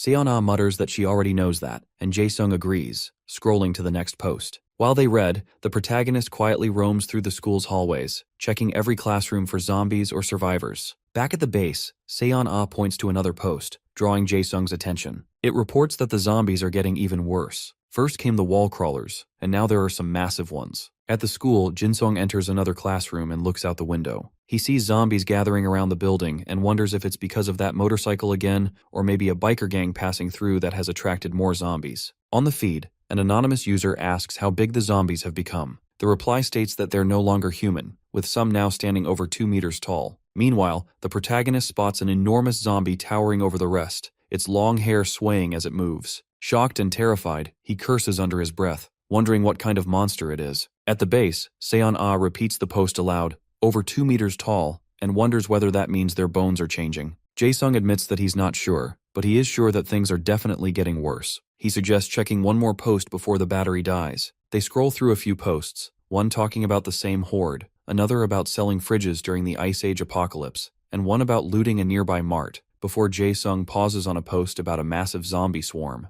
The poster states that they live in Banghak-dong, where a huge crowd of zombies appeared out of nowhere. At first, they thought the zombies were chasing a man on a motorcycle, but it turned out he was actually leading them toward crowded places to kill people. The post ends with a warning that the horde is heading toward Uidong next, and urges anyone there to stay on alert. Seon-ah quickly grabs the phone from Jae-sung and tries to read the post again, but the screen suddenly goes black as the battery dies. She curses in frustration, shouting that the post said the zombie horde is moving from Banghak-dong to Uidong, the same place Jin-sung went. She hands the phone back and turns to leave, but Jae-sung catches her hand and questions where she's going. Seon-ah wonders if he saw the post too. She warns that if the protagonist keeps going, he'll run right into the horde. They have to bring him back. She adds that she's seen that massive swarm before when she was out with him, and if Jin-sung runs into them, there won't even be anything left of him. Jae-sung is speechless as Seon-ah pulls her hand away and heads for the door. With a horrified look, Jae-sung mentions that it's too late. Confused, she demands what he means. When he hesitates, she urges him to speak. He finally explains that the post's timestamp was 4:20 a.m., meaning the horde would have already passed Banghak-dong by now and could be heading their way instead. Seon-ah stares at him, terrified, then nods slowly, acknowledging that she understands. Jae-sung places a reassuring hand on her arm and tells her that they need to hold their ground.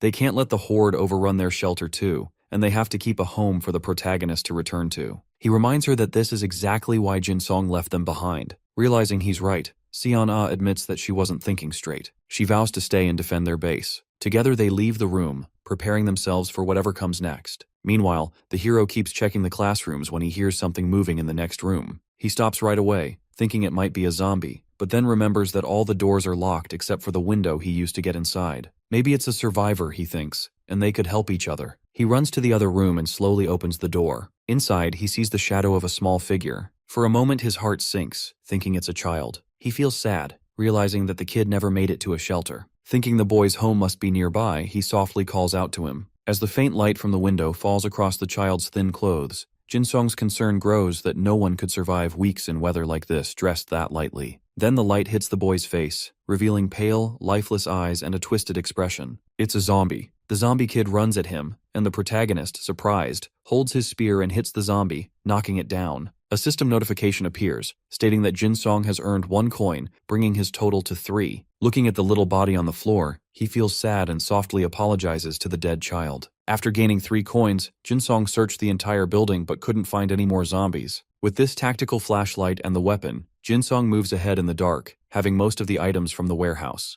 Though our boy knows it is pretty bad, but there is nothing to be gained here. Looking out of the building's window, Jin-sung just hopes that the zombies swarming outside disappear tomorrow morning. However, for safety's sake, the protagonist has brought a sleeping bag and emergency rations, so it is a good thing. Wearing the warm jacket, Jin-sung remembers how Seon-ah had insisted he take it. Now, in the freezing weather, he feels grateful for it and can't help but chuckle. Now, being in the sleeping bag, Jin-sung's nose has turned all red and his body is shivering with cold, but all he is concerned about is the warehouse. At this point, he just hopes that it is okay, as the zombie horde was headed towards Uidong. After a while, Jin-sung suddenly wakes up when his stomach growls. Feeling hungry, he enjoys his snack as he looks out the window. At that particular moment, our boy notices the building in front of him and decides to check it out. With his tactical flashlight and weapon, he enters the house, being in shock since there are so many baseball bats in here, which can be really good for defending. Jin-sung wonders if the people here left in a hurry, forgetting these things. At first, the protagonist thinks of taking these with him, but he already has gear, so it will be hard for him to carry these too. Thus, he decides to ignore this idea. Although Jin-sung takes one of the baseballs with him, finding it useful, just then he hears a loud roaring sound. When he turns and looks through the glass window, he sees a zombie trapped in the room behind the one he is standing in. Curiosity takes over him, and he wonders if they got bitten by a zombie, hid there, and got trapped. Whatever the case was, our boy carefully approached the zombie and in a single strike hit it, gaining 1 more coin. Now Jin-sung's current points are 4. Looking around the place, he notices a gas burner, which he had first mistaken for an induction cooktop. Also, he spots a fridge and an oven, which awakens the urge inside him to take these, but it is obviously impossible to carry them or take them apart as well. No matter what, Jin-sung has to go back to the city center. Thus, now he is riding the bicycle, and it is an actual relief that the bicycle is okay. The sun rises slowly, and by that time, Jin-sung has reached his destination. But at this location, there are hundreds of zombies everywhere, so our boy very carefully moves ahead. At times, he hid behind pillars or cars to not get caught by any of these deadly creatures. Right then, Jin-sung's gaze darts at the tallest building of that area, and he plans to go there. As he steps into the building, Jin-sung sees blood splattered across the floor and the place being completely wrecked, which makes him realize that there was a pretty intense battle here. To keep his bag from slipping off, he secures it to his back using small chains. With that, he begins to explore the building. After a while, Jin-sung finally reaches the top floor. His eyes land on apartment 2001 and he reaches for the door. The moment it reacts, Jin-sung realizes that if he presses it to open, the alarms will go off. Thus, very cleverly, he uses his gear and slams it on the door. In an instant, the door opens. The house looks pretty messy, and it is evident that whoever left was in a hurry and panic. Now, in a very relaxed manner, our boy looks around. His face lights up the moment he sees that this place has an induction cooktop. Very happy, Jin-sung removes its plug from the switchboard and places it near him. Spotting a bed, he lies down, thinking to rest before leaving, as it has been so long since he last slept in a soft bed. Being comfortable, our boy practically melts on the bed, but chaos and bad luck seem to have him on speed dial because at that moment, he hears a loud noise. At first, Jin-sung thinks it is a zombie, but when the noise keeps coming, he stands up and glances out of the window. His eyes widened with shock to see zombies crawling on the walls of the front building. He wonders if the noise came because of a zombie falling, but it is kind of confusing. Why are these zombies crawling that building for no reason? Curious and puzzled, Jin-sung looks around and ends up noticing someone staring out the window. Outside, zombies are swarming around that apartment building. Even though Jin-sung feels bad, he can't do shit to help that person. Additionally, now that the zombies are busy crawling that building, it gives our boy a chance to escape. Taking this as an opportunity but feeling guilty at the same time, our protagonist gets out of the apartment with an induction cooktop. However, in that instant, the person in the front building's window starts using a gun, shooting around. Witnessing this, Jin-sung panics because at this rate all zombies within a 300-meter radius will swarm here. Our boy's eyes widen with shock, and sweat trickles down his head because, just as he feared, more zombies are swarming the area. It's clear now, he's completely trapped. Jin-sung is going crazy because this unknown person has been firing for an hour non-stop, and when he observes properly, this girl is picking off zombies one by one with accurate shots. Something more shocking is the way she adjusts herself whenever the rifle malfunctions. This really makes her seem like a professional. At this point, the hero assumes that she is probably a soldier. Looking from the building's glass window, Jin-sung can easily figure out that more than 100 zombies have been killed by far, and if they both formed an alliance, then all those kills would have turned into coins. Though, the idea of teaming up with this girl is actually not that bad because she will be reliable, and he will have a gun for his defense as well since it looks like that she has got plenty of bullets and weapons to spare. However, sitting on the ground, Jin-sung decides to take at least a dull day before these zombies finally scatter, but for now, he just has to wait. In that instant, loud shrieking noises start coming again. Upon looking, Jin-sung finds out that these deadly creatures are swarming once again. At this point, even the gunfires have stopped. The scary part is that Jin-sung only has food left for a single day. This makes the hero regret that he didn't run earlier when the situation was not this serious. For now, all Jin-sung can do is to wait until the horde scatters. Thus, Jin-sung decides to sleep, but it is 1 a.m. and he is tossing and turning in bed, unable to sleep. He recalls that the swarm went toward the logistics warehouse earlier, but he forces himself to calm down, whispering in his mind that everything will be fine. Having nothing to do, Jin-sung opens his system window, being very sure that once he gets into the logistics warehouse, he should be able to scavenge most of what he needs, and maybe there will even be something special. He looks at the unopened mystery box in his system, having this urge to know what comes out of it, but it requires 10 coins, though he needs it open. Otherwise, he won't be able to decide whether it is worth buying more later. Just as he is thinking about all this, a loud explosion echoes in the area. Panicked and scared, Jin-sung runs towards the window, wondering if the blast happened because of those men who blew up the subway to block the tracks. Panic washes over his face when he notices the zombies moving towards the south, which makes him realize that the noise came from the south. Taking this as an opportunity, our boy carries the induction cooktop and finally manages to place it on the bicycle. Very carefully, he tries to get out of the apartment, but it only sounded easy because even right now, so many of the zombies are in front of the building. Peeking out of the ground floor's door, Jin-sung wonders what to do.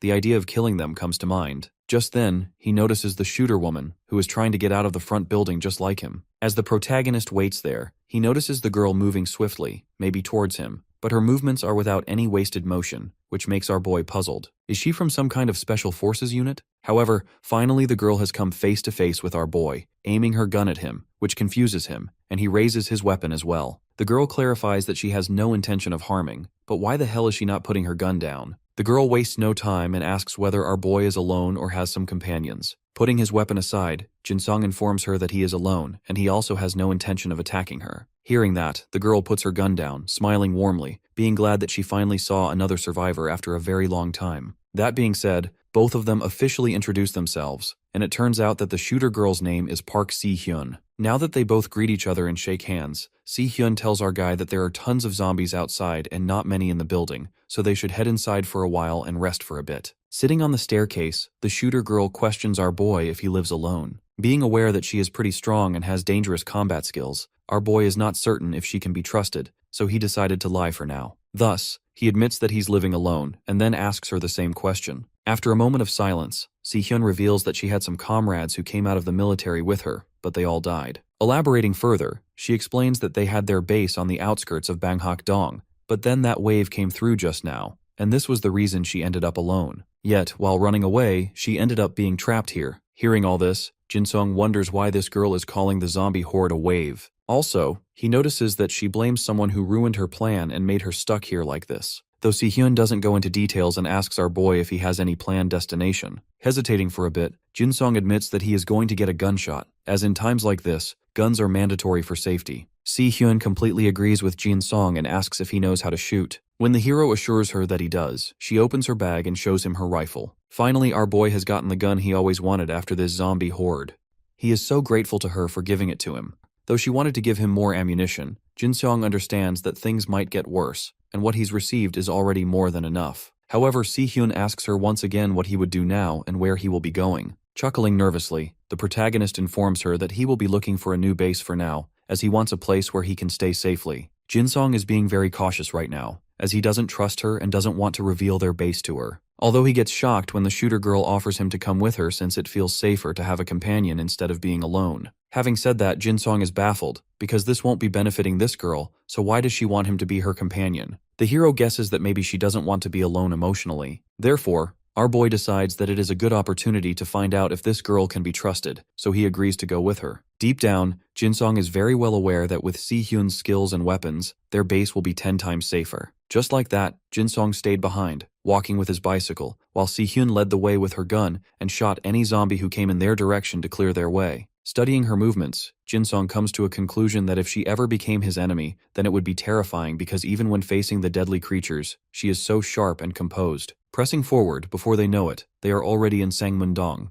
Now they decide to take a short break here. In a nearby cafe, they find cans of sweets, which makes Si-hyun very happy. However, now that they have rested for quite a bit, they decide to move again. As they are heading out, the shooter girl tells our boy that they will try to find some supplies in the afternoon. Jin-sung likes the idea because for now, food is what they need the most. The moment both of them start moving again, a silenced gunshot is fired in their direction. It passes so close to our boy's face that he can feel the air shift. Witnessing this, Si-hyun runs to hide behind a car and starts to shoot as well. Following her, Jin-sung wonders who these people are and if they have any grudge over the shooter girl or something. At this point, Jin-sung demands to know from Si-hyun about who these people are and if she knows them, but she doesn't answer him and continues focusing on shooting. Moreover, Hiro is taken aback when he hears these guys talking to her in English and even cursing them in the same language, which makes him realize that they are foreigners. These soldiers threaten the shooter girl to surrender or else she'll be dead, but Si-hyun is in no mood to give a shit. This continuous shooting makes Jin-sung terrified, and he tries to stop her because if they all don't stop, then the zombies will swarm them. Turning towards Jinsong, she makes it clear that she will never ever surrender because they are the guys who raped her, and this is why she ran away. Upon hearing this, Hiro's eyes widen with shock, and he questions her, wondering if it's really true. The shooter girl snaps back, asking why she'd lie in a situation like this. While he is still puzzled, Si-hyun pushes our boy in front and uses him as a shield to run away. Scared and having no option, Jinsong screams about surrendering. Though, in this chaos, the soldiers still manage to shoot this girl on her shoulder. While some soldiers rush towards the shooter girl, one of the soldiers, Brian, comes up to our boy and confirms if he speaks English. When Jinsong assures him that he understands it, Brian asks him if he is Kelly's companion. Hearing the name Kelly, Jinsong is caught off guard because this girl literally told him that she is Si-hyun.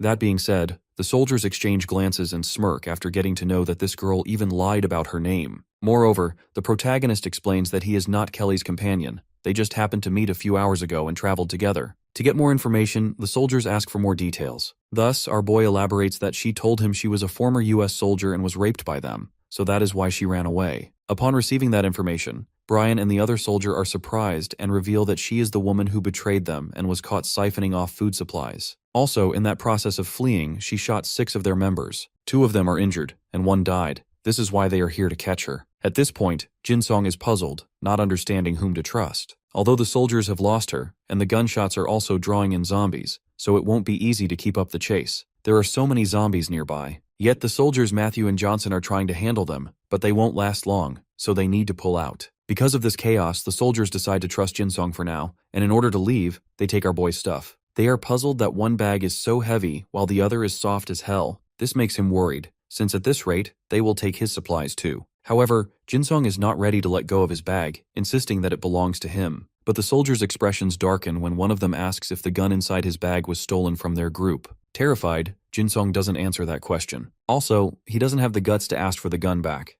Thus, he just hopes that he gives the bag back to him, but deep down he knows that they won't do it. To his surprise, Brian walks towards him and hands him his bag, commenting that he wishes he doesn't use it for something bad. With that, all the soldiers leave, hoping to meet someday, if fate allows and they're still alive. Now taking all his things, our boy is ready to head back home. It has been dark now, and Jinsong has been riding the bicycle for quite some time, but now his legs hurt, and it feels like a bullet grazed him or something. Having no other choice, Jinsong leaves his bicycle on the road and walks on his own because he still has a long way to go. Carrying all his things, our boy continues his journey, recalling that he saw it on the map, and he should now be about 1.5 kilometers away from the warehouse. Still, just in case, our protagonist decides to use a deodorizer. Opening the shop window, our boy finds out that he has 16 coins, which leaves him shocked as hell. It was Kelly who took down all the zombies as they moved. It is very confusing. Were they at a party? But if that was the case, Jinsong would have gotten a notification. Curious, our boy looks at his party members, which include Choi Jae-sung and Han Seon-ah. This makes him realize that the coins are from the warehouse kills. In that instant, Jinsong's eyes widened with surprise. He remembers that the first zombie horde they saw was heading towards Uidong. So if it broke through and if a fight is happening to protect the base from the horde, this means our boy's companions are in danger. The moment realization hits him, Jinsong starts running fast. Panic washes over his face and he just wishes that he is not late. At the base, Seon-ah and the deputy are struggling to keep the zombie horde from breaking in. But there are so many zombies that even when the gate is locked, they are scared. Therefore, grabbing their weapons and being in an attacking stance, they plan to block them at the stairs if they break through since normal zombies can't climb stairs. However, Four Eyes is scared because the zombies can't climb stairs by the cab handle. Having said that, Seon-ah admits that it is true, and at this point it is practically a battle of attrition. As a result of it, if both of them hold the zombies off in tight quarters, then they might last longer. Consequently, Seon-ah tells the deputy to grab his weapon due to the fact that they have to hold out here. Hesitant, Four Eyes reminds her that there is always an option to run as well. Even so, Seo-ah grabs the deputy's arm and reminds him that he said that they'd guard this place until the assistant manager comes back. The deputy clarifies that he is not planning to abandon Jinsong, but first they should survive and then think about what to do next. That being said, our girl is not ready to give up and declares to hold out here no matter what. Thus she instructs him to do the same, warning him to not even think about running. Alternatively, she tells him that it's easier to protect something than to take it back. Her words make the deputy feel guilty, and he decides not to leave. The moment they head forward, they hear a voice outside. Curious, Seon-ah runs towards the balcony and sees a guy on a heavy bike. The guy looks very familiar, but our girl has no time to figure it out as assistant manager Choi screams at her and informs her that the front gate is broken. The zombies are entering the place, and in any second they will be here. But fortunately, the first floor doors are reinforced glass, which is a good thing. By now, they decide to kill the ones who break through. The moment the zombies arrive near them, both Seon Ah and the deputy begin the assault and knock out all the deadly creatures who come their way. At this time, Jinsung is running very fast, hoping that everything is okay, calming himself down, and thinking that the zombies wouldn't have entered because it is true that the zombies were always around but never really broke through. Though the moment he reaches the base, horror slashes across his face when he spots the main gate opened and blood covering the ground. Confused and scared, the protagonist checks the whole area and ends up finding so many dead zombies in the first floor's glass-reinforced room. Not knowing where his teammates are, Jinsung searches everywhere and comes across their belongings, which makes him understand that they both didn't run away. Sweat trickles down his face as he screams their names at the top of his lungs, but his face turns into something horrific when he gets no response. At this moment, our boy has come to the conclusion that they have left. After looking everywhere, there is now no sign of zombies breaking in. However, his heart starts beating really fast when he sees a corpse lying on the ground looking familiar to Assistant Choi. Gathering all the courage inside him, Jinsung tries to look at the body, but before he could do that, his name echoes in the place, and it turns out it is none other than Seon Ah and Choi. In an instant, Seon Ah runs towards him and hugs him with happiness. Finally, he has been reunited with the people he genuinely cared about. Later on, while having tea, Seon Ah explains to our boy that the door was reinforced glass, so it was very strong. That is when she came up with the idea to make a gap. With the help of the chains, they half-closed the door and attacked the zombies through the gap, which made it easy for them to defend themselves. Playfully, Seon Ah tells our boy that this was the moment when manager Choi came up with his famous line about pulling the door instead of pushing it while killing zombies. This makes Choi embarrassed while Jinsung chuckles. Though after enough bodies piled up, the combines couldn't get close anymore. In the end, they looked at the door again and just held out. Additionally, after some time passed, the zombies disappeared again. Curious, the protagonist wonders aloud where the zombies vanished. Seon Ah explains that the iron door at the entrance was broken, and she and Choi went to Site 2 to find scrap metal to fix it. Hearing all this, Jinsung praises them both proudly for working this hard. Alternatively, with a giant grin, he shows them that he bought whatever was needed, including the induction cooker. Seeing that, Choi gets happy due to the fact that with this they can build a generator. Trying to brag a little, our boy mentions how heavy those were to carry. That being said, Seon Ah compliments him for being this considerate. Now Jinsung announces the last item he's brought, teasing that it deserves a drum roll. They are looking carefully at the bag, waiting for the reveal. The moment Jinsung reveals the gun, both Seon Ah and Choi squeal with happiness, because this is an actual jackpot. Shocked, the manager asks if the protagonist actually went to the gun shop to get it.